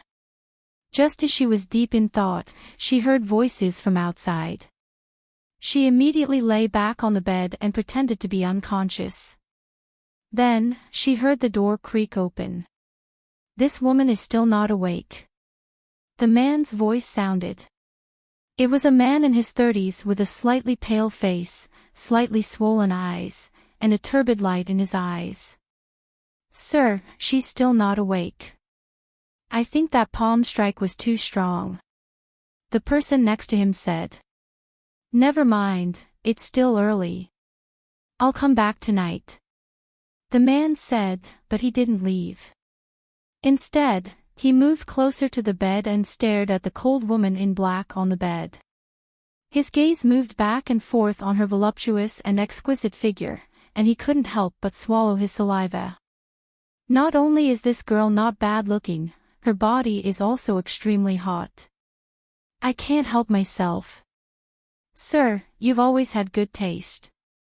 There are so many women on the streets. It's her fortune that you've taken a liking to her. The person next to him said flatteringly. Hee, that's right. She's lucky enough to be chosen by this young master, so she can only become this young master's woman. Forget it, there's no need to rush. Later, tell the servants to dress this little beauty up properly when she wakes up. This young master will come over tonight. As he spoke, he laughed softly, his voice containing undisguised excitement. Yes. When Ling Shuang heard those words, she resisted the urge to open her eyes and kick them. She waited until the two of them left and the room returned to silence before she opened her eyes. She spat out the piece of cloth in her mouth and stared outside with a cold and eerie gaze. She tried to think of a way. She knew that her master would come looking for her if he found out that she was missing. However, she couldn't just sit here and wait for death. She had to think of a way to save herself. If it was just dealing with those two men, it wouldn't be a problem. However, there were two people with higher cultivation than her guarding outside the room. It would be difficult for her to escape. However, her master had given her many self-defense medicines. As long as the ropes on her hands and feet were untied, she could use them. At the same time, the sky was getting dark, but there was still no news of Ling Shuang. Fengzhou's face became more and more unsightly. Before coming to Shun Inn, she had gone to some underground black markets and brothels to investigate, but there was no news of Ling Shuang. Since it wasn't someone from the underground black market or brothel, it was probably someone who saw Ling Shuang's outstanding appearance and attracted the attention of some perverted people. If that was the case, the longer they waited, the more danger Ling Shuang would be in. Xianyuan Mose looked at her and saw that she was emitting a sinister aura. He comforted her. There will be news soon. The people from the black market are looking, and so are the people from Yandian. It's just 3 River City, and there are 2 forces looking for 1 person. It shouldn't be difficult. Fengzhou glanced at him but didn't say anything. Her gaze fell on Ling Hua, who was standing by the window and looking outside. Ling Shuang was missing, and the person who was most worried about Ling Hua would be. They were blood-related siblings who depended on each other for survival. When something happened to his sister, he couldn't help and could only wait here. One could imagine how he felt. At this moment, Hui Lang quickly walked over. "Master, 9th young master, there's news."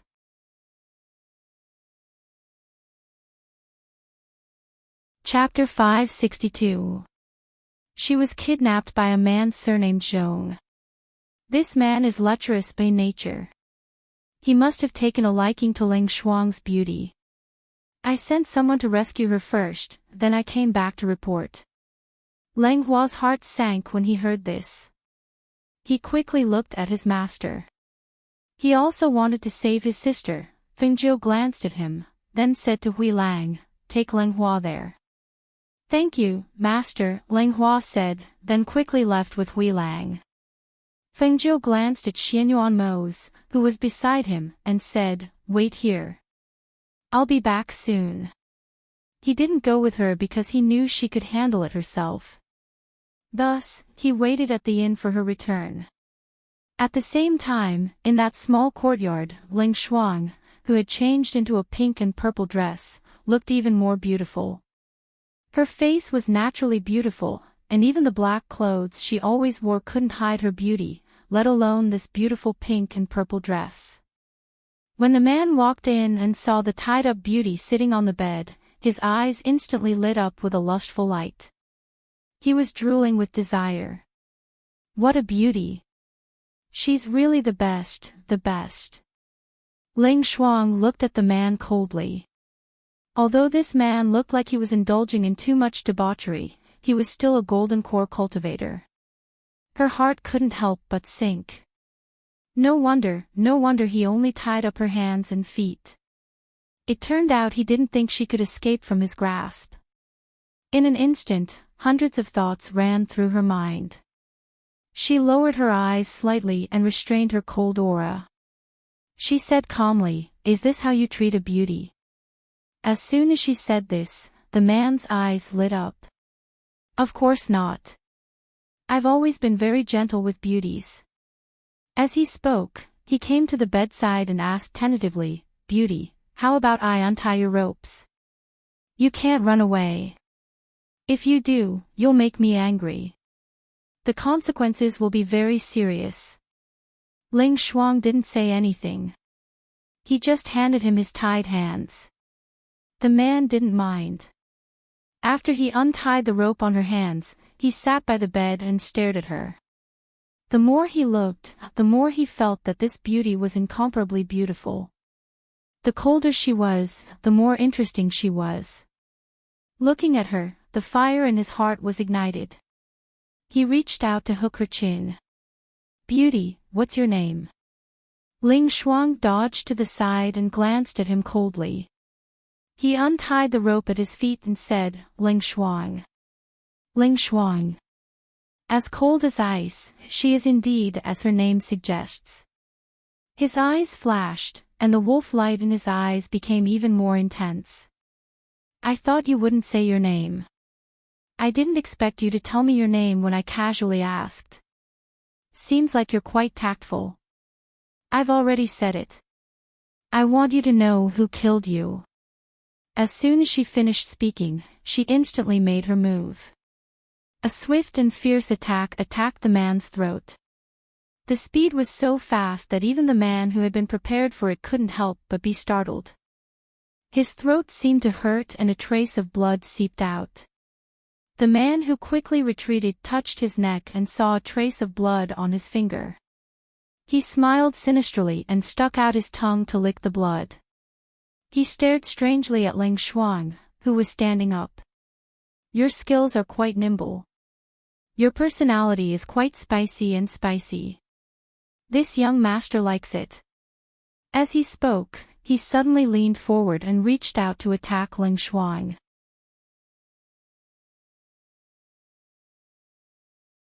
Chapter 563. Rip. The sound of clothes being torn came from inside. The two cultivators outside looked at each other and laughed. In the room, the man held the torn piece of cloth from Ling Shuang's body and sniffed it deeply. His eyes stared at her exposed snow-white skin with an intoxicated expression. The clothes worn by a beauty are also fragrant. Ling Shuang's face was expressionless, but her expression didn't change. She had changed her clothes and didn't even use a weapon. Otherwise, she wouldn't have just cut his neck, she would have taken his life. However, if it was her master, she believed that this person would be dead by now. Her master didn't use a weapon to kill people. It seemed that she had to learn more about killing people with her bare hands from her master. "Beauty, let's play again. I don't believe that you can keep this calm." As the man spoke, he attacked Ling Shuang again. Ling Shuang directly picked up a vase next to her and threw it at him. The vase was dodged by the man and shattered into pieces on the ground. She didn't dodge and faced him head-on. The two of them exchanged a few blows. The clothes on her left shoulder were torn again, and the clothes on her body seemed to be torn off by the man, revealing a large area of snow-white skin. Even her chest was faintly discernible.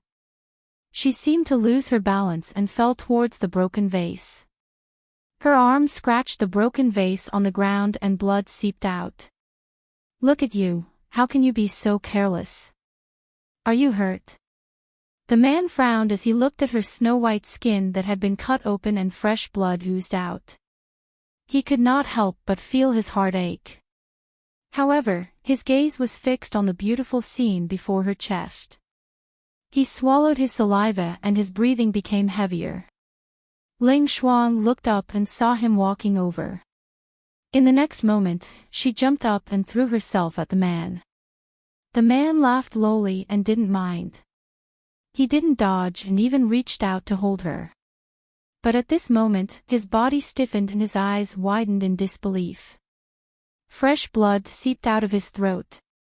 His blood vessels had been cut. Even if the man tried to cover it with his hands, he couldn't stop the blood from gushing out like a fountain. He let go of Ling Shuang and staggered back, pointing at her with widened eyes. Ling Shuang threw away the blood-stained vase in her hand and looked coldly at the man. She straightened her clothes and said, "Remember, the person who killed you is called Ling Shuang." Bang!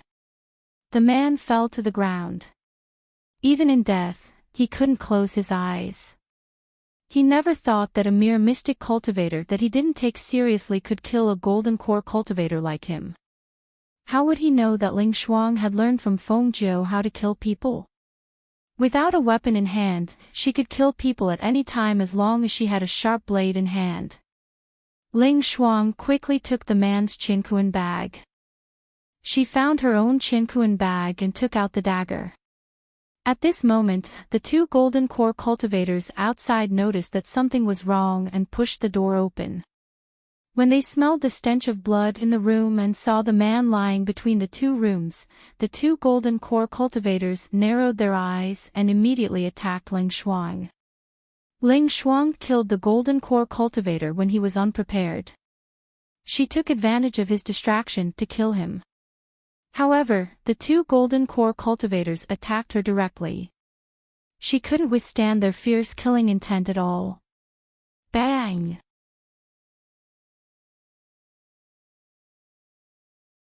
Chapter 564. A nascent soul cultivator glanced at the two people inside, then pushed Ling Shuang to the side. Stand aside. As soon as he finished speaking, he immediately rushed inside. Two shrill screams could be heard from inside, and the entire courtyard instantly returned to its original calm. Sister. Leng Hua came with Hui Lang. When he saw his sister in tattered clothes in the courtyard, he sucked in a breath of cold air. He hurriedly took off his coat and put it on her. Sister, are you okay? Hui Lang looked her up and down. When he saw that only her clothes were torn and her arm was bleeding a little, he secretly sighed in relief. Fortunately, she was fine. If something had happened, it would have been troublesome. I'm fine. Ling Shuang shook his head. Seeing his worried face, he added, my hand was just cut by a piece of debris. Leng Hua quickly bandaged her wound to stop the bleeding, saying, Sister, you don't know. Master and I were worried sick when you went missing. Master asked the Yama Lord's people to investigate, and then he went to the black market.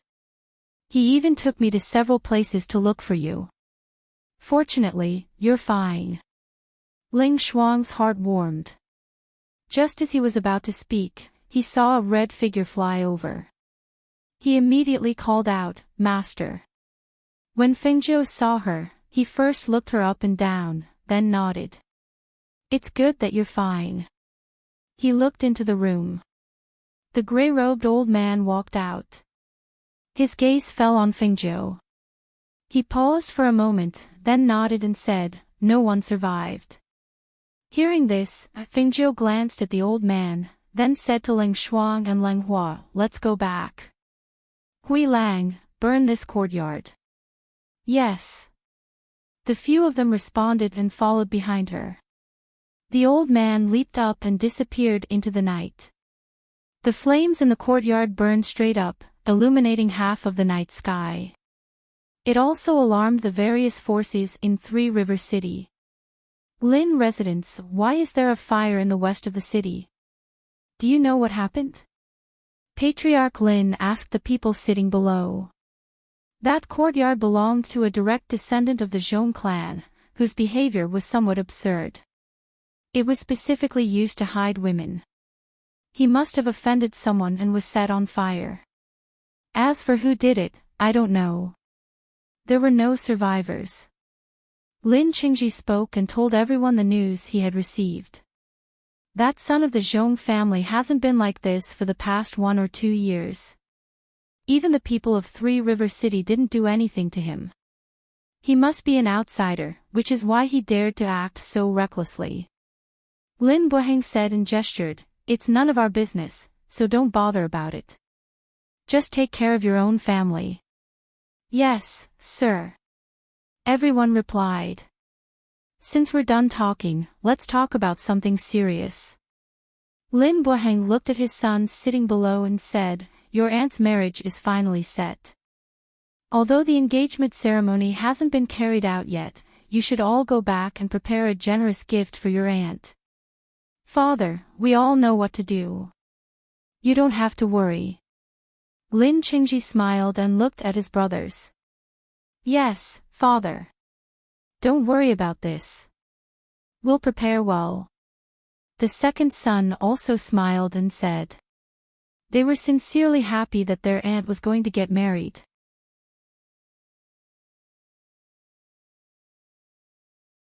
Chapter 565. Don't worry, Father. If Father is not at home, my brothers and I will definitely protect our Lin family. Lin Qingji stood up and said. N. Lin Buheng nodded with satisfaction. These children were born from the same family and were as close as brothers. They were not like other families who would fight and kill each other. It was precisely because of these good examples of the elders that their children and grandchildren all had good conduct. In Sanjiang City, the Lin family's reputation was so good. On the other side, after returning to the inn, Fengjiu had Leng Shuang take a bath and re-bandage his wound. After ensuring that his wound was fine, he let her rest. Outside, Xianyuan Mose was sitting at the table. When he saw her come out, he poured her a glass of wine. Do you always care so much about the people around you? He asked in a low voice, as if he didn't mean it. Hearing this, Fengjiu glanced at him. If others treat me with sincerity, I will naturally treat them with sincerity. What's so strange about that? Although Ling Shuang and Leng Hua had not been by her side for long, she believed that if she was in any danger, the two of them would definitely disregard their own safety. Rather than saying that the two of them treated her as their master, it was better to say that they treated her as a family member, a pillar of support. She felt that they treated her with sincerity, so naturally she would treat them with sincerity. Hearing this, Xianyuan Mose's deep black eyes flashed. So you're saying that this June did not do well enough? Fengjiu rolled his eyes. This is not the same. How is it not the same? Fengjiu only glanced at him with a meaningful gaze, but did not continue to speak. She only said, I'm going back to rest. I'll go to the Lin family tomorrow morning.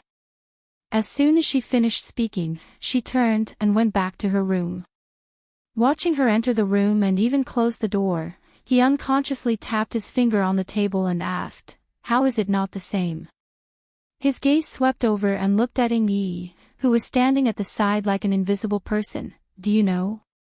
Being swept by his master's gaze, Ying Yi braced himself and stepped forward, pausing for a moment before saying, this subordinate has a little opinion. If it's wrong, I hope master won't blame me. Xianyuan Mose glanced at him. Speak. Yes. Ying Yi replied, I don't know what ninth young master means by different, but I'm sure that ninth young master treats master differently from others. Oh. His eyes flickered as he said, continue.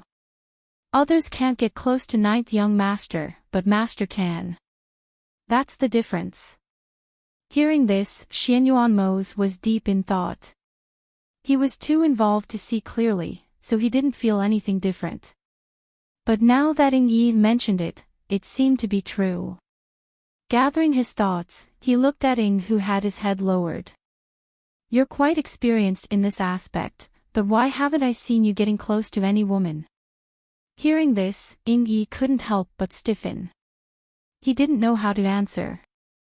Fortunately, his master didn't wait for him to answer.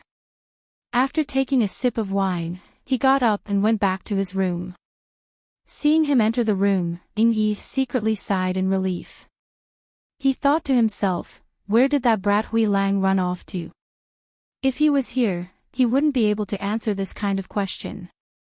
The next morning, Fengjiu, dressed in red, walked out of his room sleepily. Seeing Xianyuan Mose already sitting by the window, he yawned and walked over.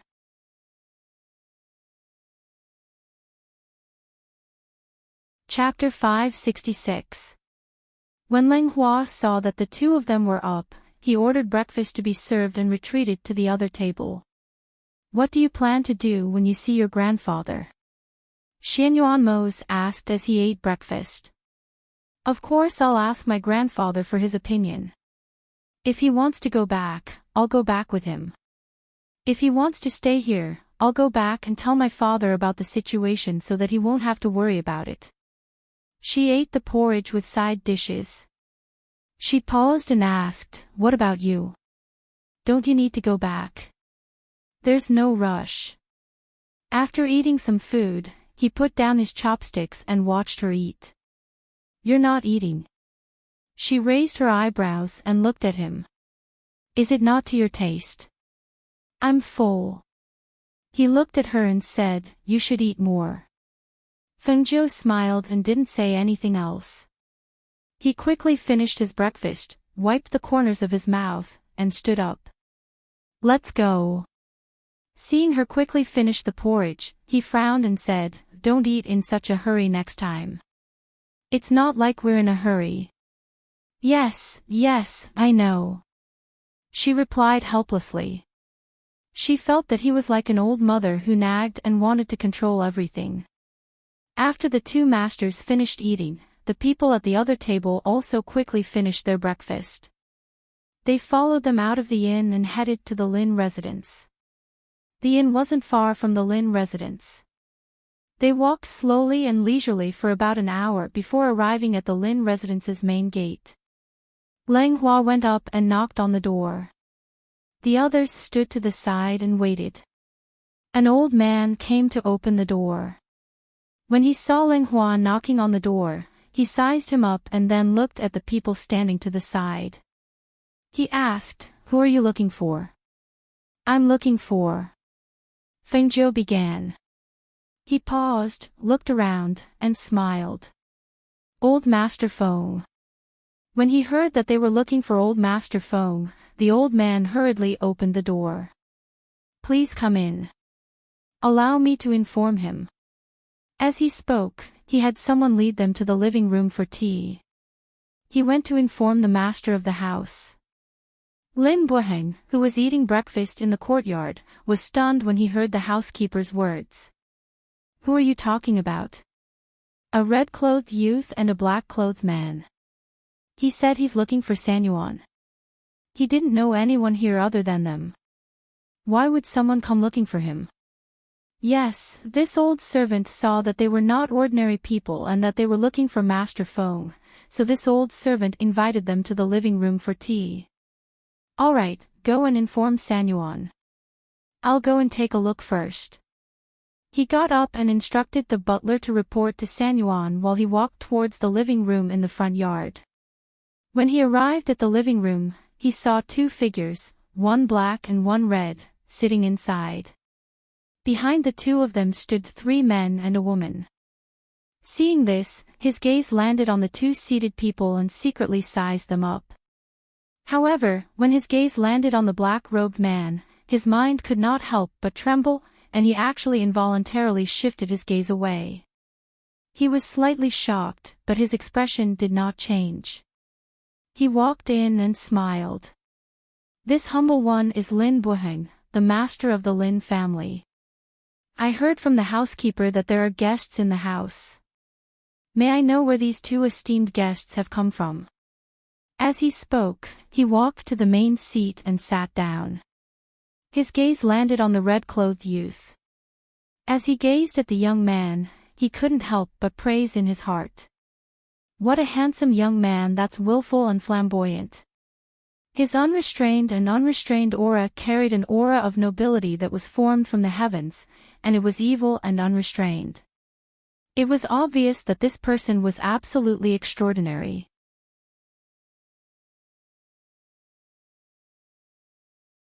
Chapter 567.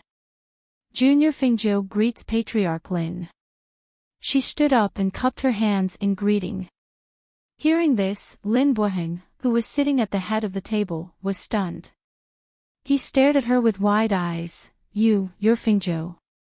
Feng Qingge. Sun Yuan's granddaughter." He looked her up and down, but couldn't tell that this youth was actually a girl. What kind of girl could disguise herself as a man without the slightest shyness of a woman? Who else could be as carefree and unrestrained as she was? If she hadn't said it herself, he wouldn't have believed that the person in front of him was Sun Yuan's granddaughter. He had people investigate, so he naturally knew that Sun Yuan's granddaughter was originally called Feng Qingge, but later changed her name to Fengzhou. However, he was bewildered. How did she find out that Sanyuan was with him? And she actually came to find him. From the news he heard about Sun Yuan's granddaughter, he knew she wasn't simple. He didn't expect to see her with his own eyes. And that black-robed man, his gaze fell on the black-robed man again, and he thought to himself, this should be the powerhouse who helped them kill the nascent soul cultivator. Killing the nascent soul cultivator in an instant, this person is indeed dangerous. That's right. Fengjiu smiled. I knew my grandfather was here, so I came to take a look. Hearing this, Lin Buheng's expression became strange. He carefully pondered over her words. You knew her grandfather was here, so you came to take a look. Just to take a look. Ahem. He coughed dryly and squeezed out what he thought was a kind smile on his dignified face. That, Feng brat. No, Feng girl, your grandfather and I are sworn brothers. You don't need to call me Patriarch Lin, just call me Grandpa Lin. Yes, Grandpa Lin. Fengjiu smiled, as if she was very easy to talk to, and her demeanor was very obedient. Well, although we kidnapped your grandfather, invited him here, we also paid attention to the situation on your side. We originally wanted to help if you needed help, but we didn't expect you and your father to handle things so beautifully. After I found out, I especially told your grandfather that he has a good granddaughter.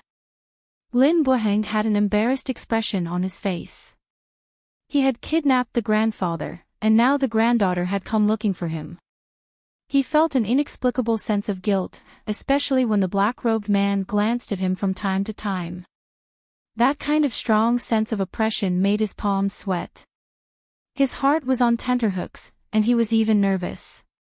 Grandpa Lin, don't worry, I don't blame you. She smiled and said, I came here because I found out some things about my grandfather and Aunt Su Shi. This time, I came here to see what my grandfather plans to do. If he wants to stay here, I will go back and tell my father so that he won't worry. So you know about the two of them.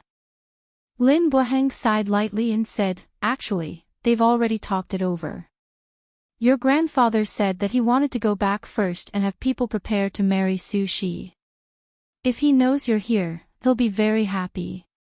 Hearing this, Fengjiu's smile deepened. Yes, I also think he'll be very surprised to see me. As she spoke, her grandfather's voice came from outside.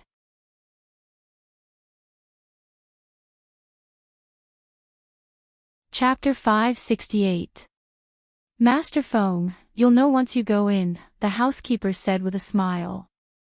He stopped in his tracks because the living room was right in front of him. Seeing this, old Master Feng walked forward with his hands behind his back. When he stepped into the living room and looked inside, he jumped up in fright. When he met those smiling eyes, his entire face turned red and he ran out, disappearing like a wisp of smoke. Master Fengjiu was stunned. She had just stood up and called out to her grandfather, but he was actually scared away by her. Could it be that I've changed? You actually scared grandfather. She furrowed her brows and touched her face with one hand, then looked at Xianyuan Mo strangely. Sanyuan, I've always felt that you weren't a good match for Su Shi. I thought that he was old, but Su Shi looks like she's in her 20s. He probably wasn't prepared to see you here. Lin Buheng smiled and stood up helplessly. I'll take you to his courtyard. He's definitely hiding and doesn't dare to see anyone. Hearing this, Fengjiu was stunned. She glanced at Hui Lang and recalled his words. She couldn't help but laugh. I didn't expect grandfather to be shocked instead of surprised when he saw me. Sigh. I shouldn't have come, right? Even Xianyuan Mo's couldn't help but smile. He stood up with her and followed Lin Buheng to old Master Feng's courtyard. At this time, old Master Feng was running to the courtyard with a red face as if his butt was on fire. He muttered along the way, it's over, it's over. Why did Feng girl find me? If she finds out about me and Su Shi, where am I supposed to show my face? At this moment, how could he still remember what Lin Buheng had said to him? All he could think of now was that his granddaughter was here, but he still had a woman here. If she found out, how would she look at him as a grandfather? Would she say that he was disrespectful? What should I do? What should I do? What do you mean? A soft but doubtful voice sounded, startling him. He patted his chest and looked at the person. Sushi. Why is it you? Why are you here? I wanted to come over to have breakfast with you, but I didn't see you even after I asked someone to set up the table. I heard that someone was looking for you, so I was about to go and take a look when I saw you rushing in. You didn't even see me here, and you were even muttering about what to do. What's going on? This. Old Master Feng didn't know what to say. He could only sit on the stone bench anxiously. Seeing this, she couldn't help but ask in confusion, who's looking for you? Didn't you say that you don't know anyone here? Sigh. Little Feng is here. My granddaughter is here. He scowled miserably. He was afraid that little Feng wouldn't be able to take it if she found out. Would she be angry with him? He didn't want to acknowledge him as his grandfather. Little Feng. That very capable little girl. Sushi froze for a moment, then smiled. It's good that she's here. I wanted to see her. Didn't you say that you missed her a few days ago? Why did she come back and hide? Just as he was about to speak, his expression tightened. He heard the sound of laughter and jumped up from the stone bench in fright.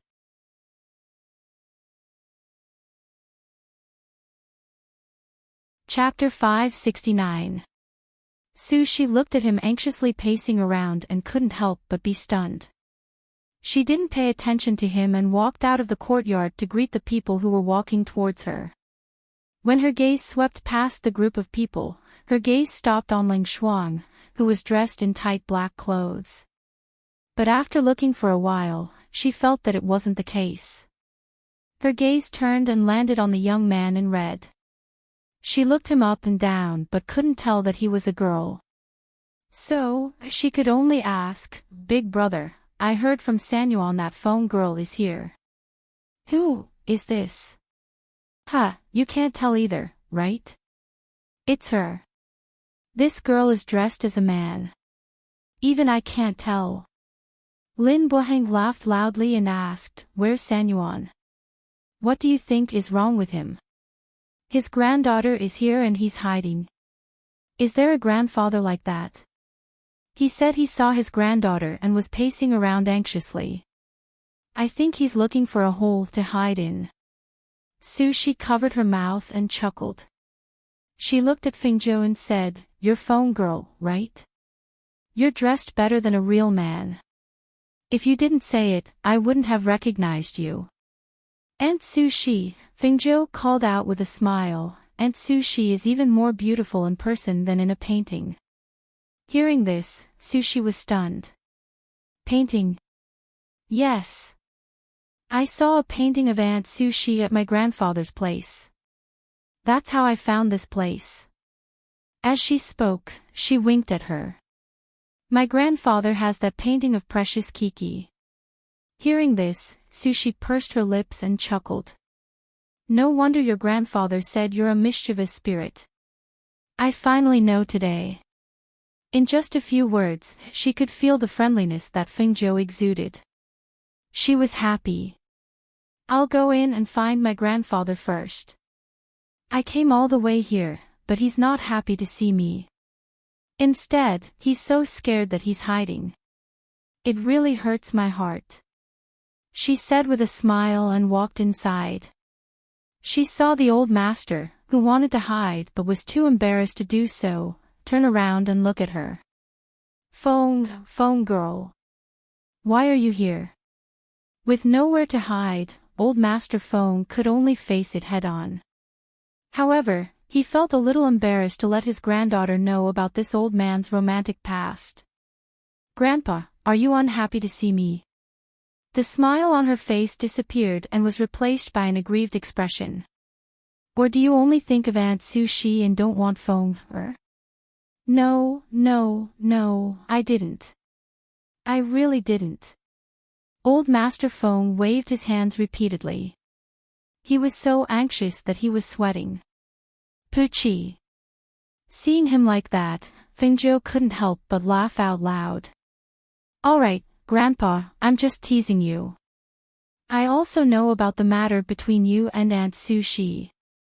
This time, I just wanted to see if you're doing well.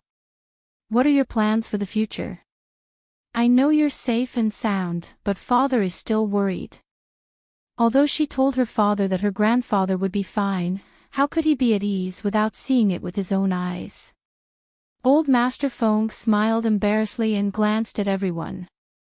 His gaze fell on Fengzhou. Phone girl, I originally wanted to go back in 2 days. I didn't expect you to come. Hearing this, Fengzhou smiled and said, Grandpa, are you going back? Or are you going to stay here? I'll go back and ask Father to prepare.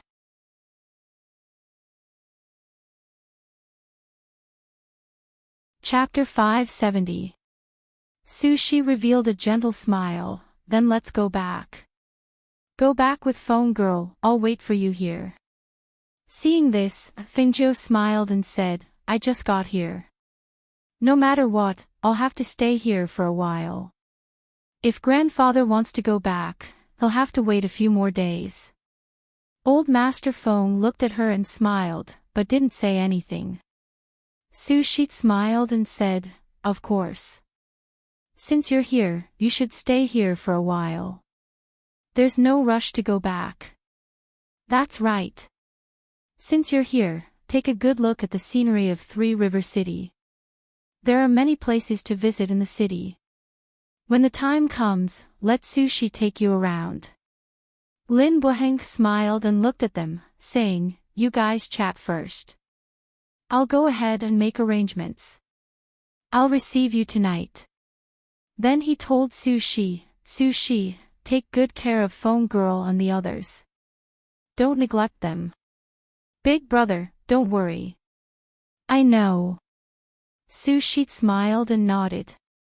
After he left, she looked at Fengzhou and then at Xianyuanmo's, asking, What is this person called? His surname is Ling. He's my friend. Fengzhou smiled. Oh, young Master Ling, she nodded as a greeting and asked, How about I take you to the garden for a walk? No need, Miss Sushi. You and grandfather probably haven't eaten breakfast yet, right? You guys eat first. We'll walk around first. When we came over, we saw the garden and know where it is. She had already seen breakfast on the table and guessed that the two hadn't eaten yet. How can that be? Sushi shook her head and laughed. It's fine, it's fine. Phone Girl isn't an outsider. Old Master Feng said and then said to Fengzhou, Phone Girl, you go. Wait for grandfather to finish eating breakfast, then I'll go find you. His heart was still beating fast. He hadn't recovered from the shock of his sudden appearance. No matter what, he had to calm down first. All right. Sushi was helpless, but she didn't let them go by themselves. Instead, she called for a maid to take them. Grandfather, see you later. Fengzhou winked at him and smiled slyly. Only then did he leave with Xianyuanmo's. After walking around the Lin residence, other than a few servants and guards, they didn't see any juniors of the Lin family. So, Fengzhou asked, there should be a lot of juniors of the Lin family, but why didn't I see anyone? Xianyuanmo's glanced at her and saw that she didn't understand, so he explained to her, as long as the children of noble families are sent to the academy to cultivate and study, they only come back once or twice a year, so it's normal not to see them. Oh. Then why don't some of the clans in our Phoenix dynasty have any? She blinked and asked. A small 9th-ranked country has yet to reach that level. Even if you want to send them into the academy, you still don't have the qualifications. However, I remember that you have a competition every 3 years to enter the academy. And, it seems so. But I heard that although we participated, most of it had nothing to do with us because we were eliminated. She thought for a while and asked, Enchanting Country's 6-star academy is the starting point, right? I seem to have flipped through the information. The best academy below a 6-star country is a 6-star academy.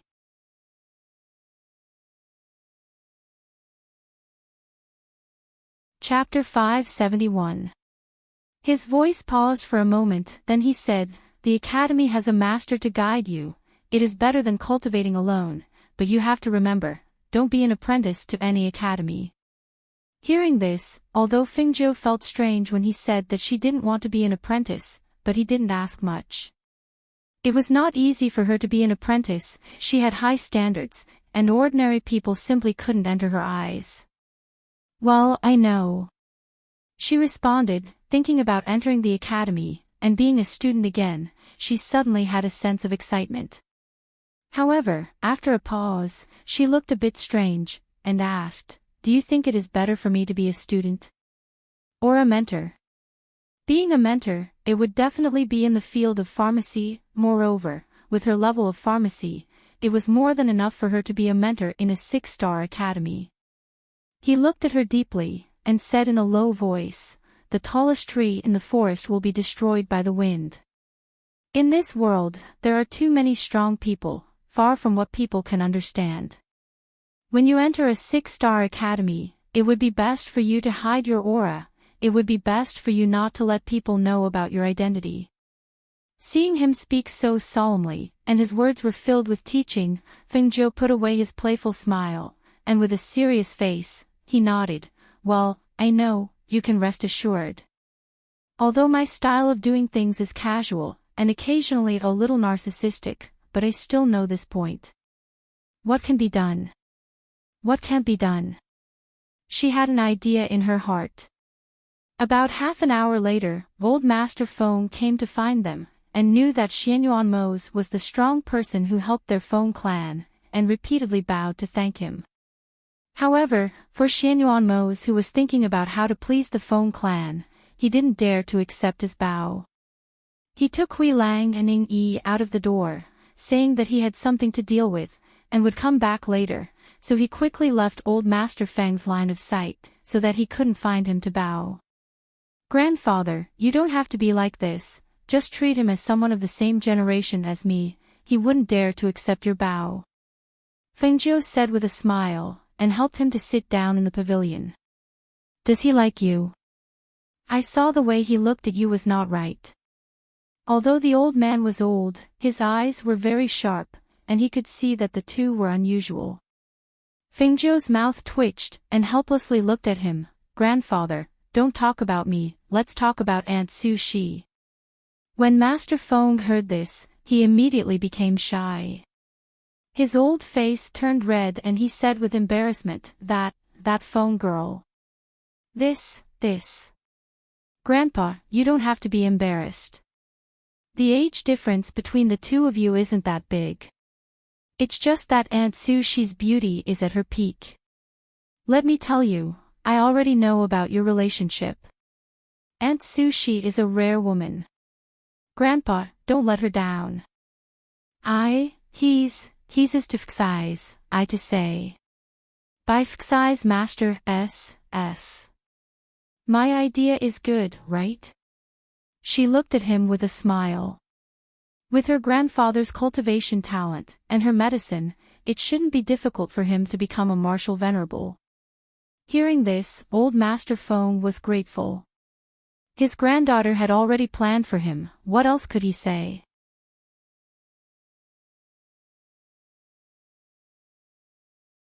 Chapter 572. Hearing this, Fengzhou was stunned for a moment, then smiled and said, Seeing that grandfather has such a good confidant like Aunt Su Shi, I am very happy for grandfather. After grandfather and Aunt Su Shi get married, I won't stay in the Phoenix dynasty. Won't stay there. Then where do you want to go? The old man was startled and quickly asked. She smiled and said, I want to go to the academy to cultivate. And I will go to the 6-star academy first, I will go there too. Hearing that she was going to the academy, old Master Feng was relieved. That's good, there are teachers there to look after you, we can rest assured. The grandfather and grandson chatted here until Lin Buheng prepared a banquet for them in the evening. Feng Jiu and Xianyuan Mose went together. They didn't stay in Three River City for long. After a few days of sightseeing, they prepared to leave. Lin Buheng, Su Shi and Lin Qingji sent them out of the city. When they saw the luxurious airship, their eyes flashed with surprise. They didn't expect Feng Jiu to have such a luxurious airship. One must know, such a luxurious airship, even their family's airship couldn't compare. This kind of airship couldn't be bought with money. Perhaps this wasn't Feng Jiu's, but the black-robed man's. Big brother, Su Shi, Qingji, you can go back. No need to send us off. Old Master Feng said. His eyes fell on Su Shi and said, Su Shi, I won't let you wait for too long. Su Shi showed a gentle smile and nodded, be careful on the road, I will wait for you to come back. Uncle Feng, everyone, take care. Lin Qingji smiled and cupped his hands. Hee, you see, I said I would send you back, but now you say I don't need to. Lin Buheng shook his head and said, since you have Feng Girl and young Master Ling to accompany you on the road, then I won't send you off, we will wait here for your letter. Old Master Feng nodded, looked at Su Shi, and cupped his hands to Lin Buheng and Lin Buheng, I hope Big Brother and Qingji will take care of Su Shi, when I return, I will thank you properly. Uncle Feng, don't worry. We will take good care of Auntie. Lin Qingji said with a smile. Su Shi only smiled. Her face couldn't hide the sweetness, but her heart was filled with reluctance. If it weren't for the fact that she couldn't, she really wanted to go with him to the Phoenix Dynasty. Go. If you keep talking, it's going to be dark soon. Lin Buheng joked and gestured for them to get on the ship. Grandpa Lin, Uncle Lin, Aunt Su Shi, we will meet again soon, Feng Jiu said with a smile. He glanced at them and then turned to board the spaceship. Even though old Master Feng was reluctant to leave, he still boarded the spaceship. When the spaceship took off, he waved at them, indicating that they should go back. Lin Buheng looked at his sister and said, Su Shi, let's go back. Lin Qingji also smiled. That's right, Aunt. It won't be long before Uncle Feng comes to fetch you. Su Shi smiled and nodded slightly. Only then did she go back with them.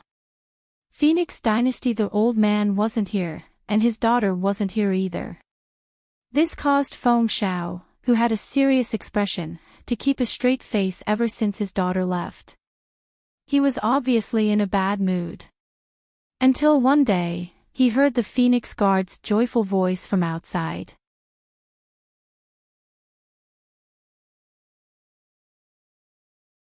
Chapter 573.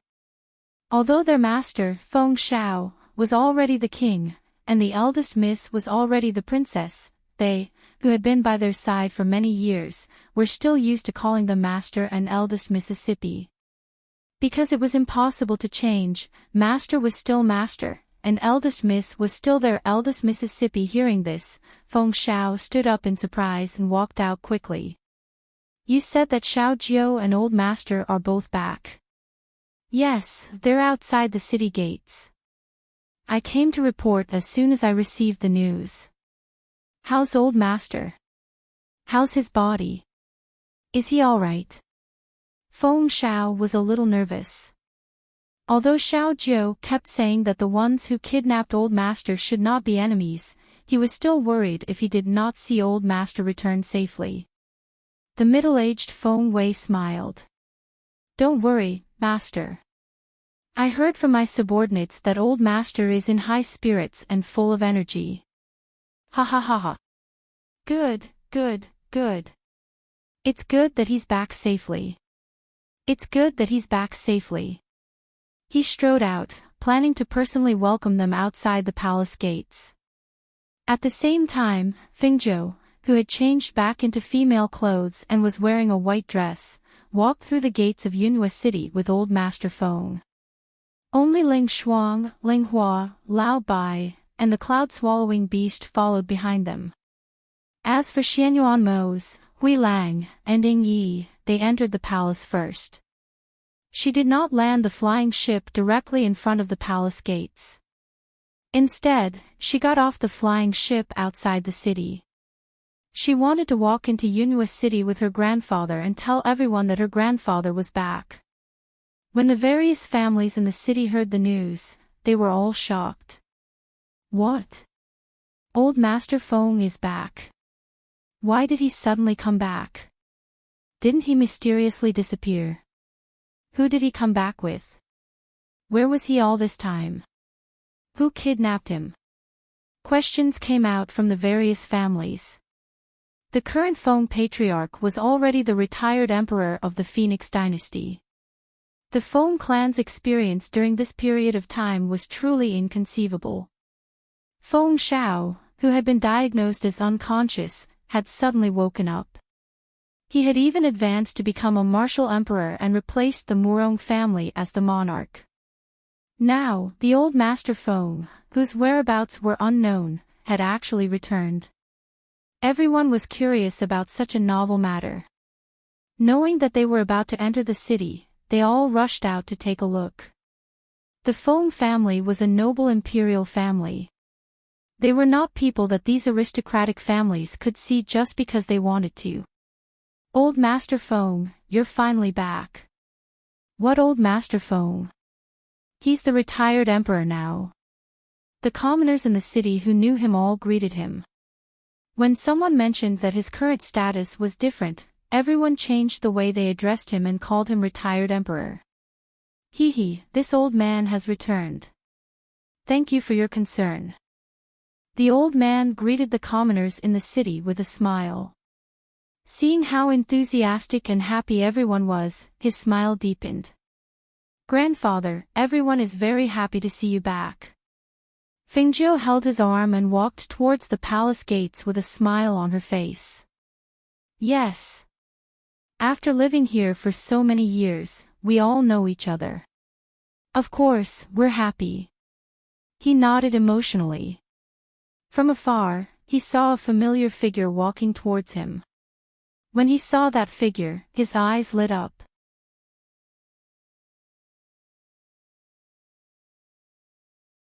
Chapter 574. Old Man Feng, you're finally back. Old Master Geng also laughed heartily and looked at him from head to toe. Seeing that he was fine and full of energy, Old Master Geng could not help but ask in surprise, where have you been all this time? You don't seem to have suffered much, right? Why do I feel that you're even more energetic than me? When Elder Feng heard this, he didn't know how to reply.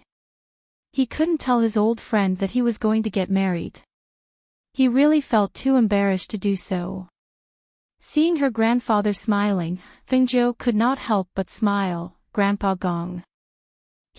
Feng family's girl. Where did you find your grandpa? He looks weird. He even looks embarrassed when I ask him questions, Old Master Geng said, feeling curious. He looked at Old Master Feng from time to time. Fengjiu smiled slyly and said mysteriously, my grandfather is in high spirits because of a happy occasion. Grandpa Geng, keep this a secret for now. However, the news will come out soon. When the time comes, I'm sure you'll be shocked. She smiled. Old Master Geng was startled and then laughed. Good. This old man will wait and see what kind of happy occasion it is. He paused and said, you just came back, so I won't delay you from going back to the palace. We'll talk again when there's time. Okay, then we'll go back first. In 2 days, this old man will go to the Geng family to drink with you, Old Master Feng said and patted him on the shoulder. Then, he walked forward with his granddaughter. On the way, many people from the family came up to congratulate him.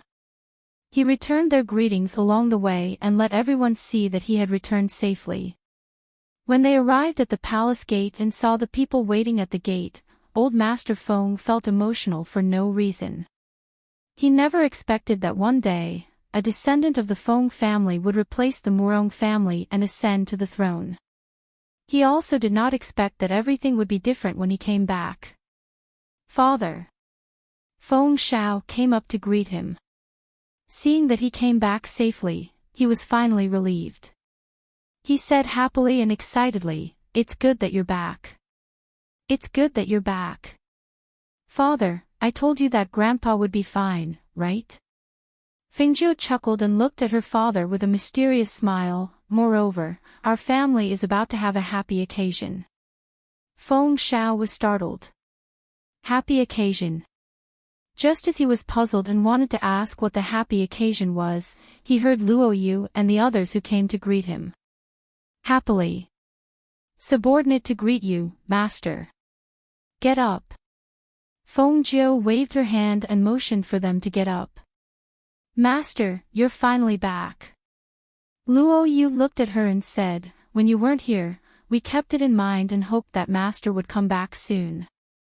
Come back soon to deal with you guys."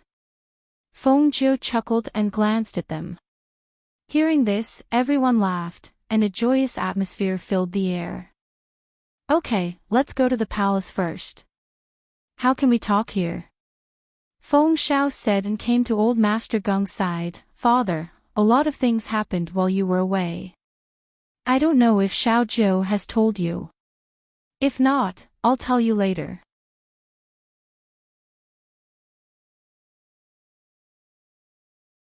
Chapter 575.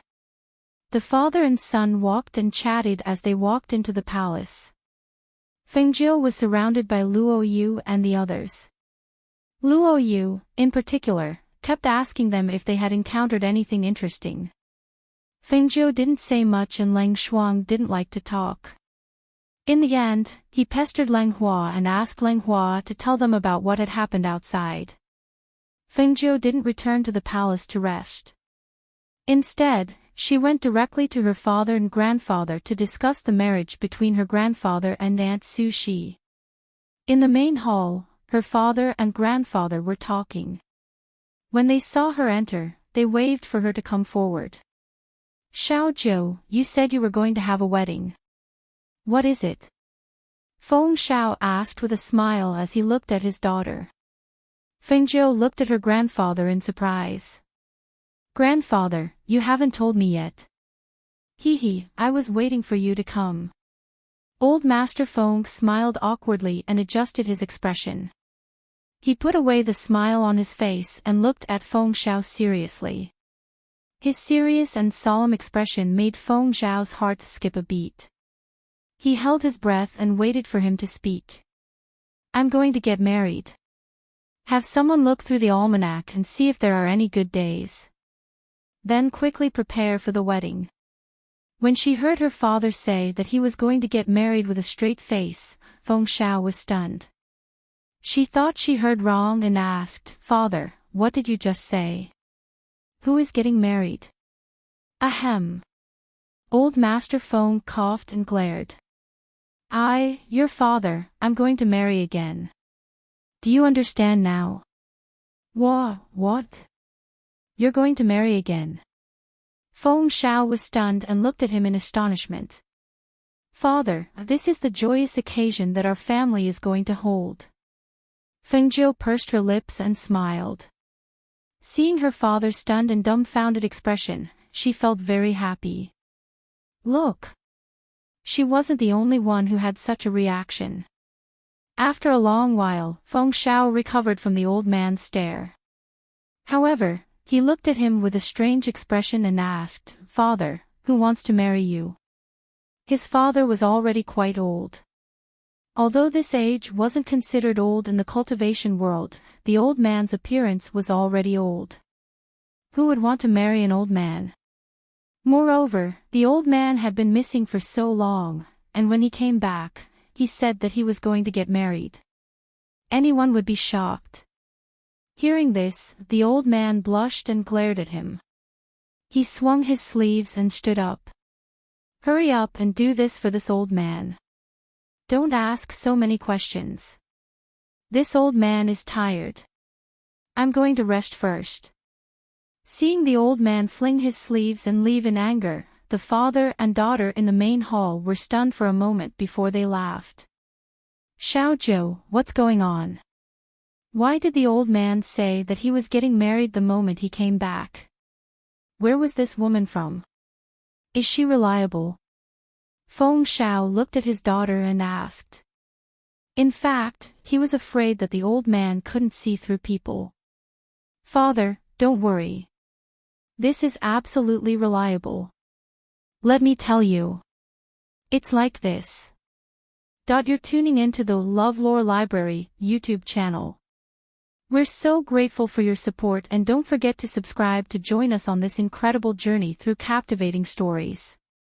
Your generosity through donations truly makes a world of difference, as it's the primary source of revenue that allows me to expand and enhance this channel for you. Thank you from the bottom of my heart for being a part of this adventure.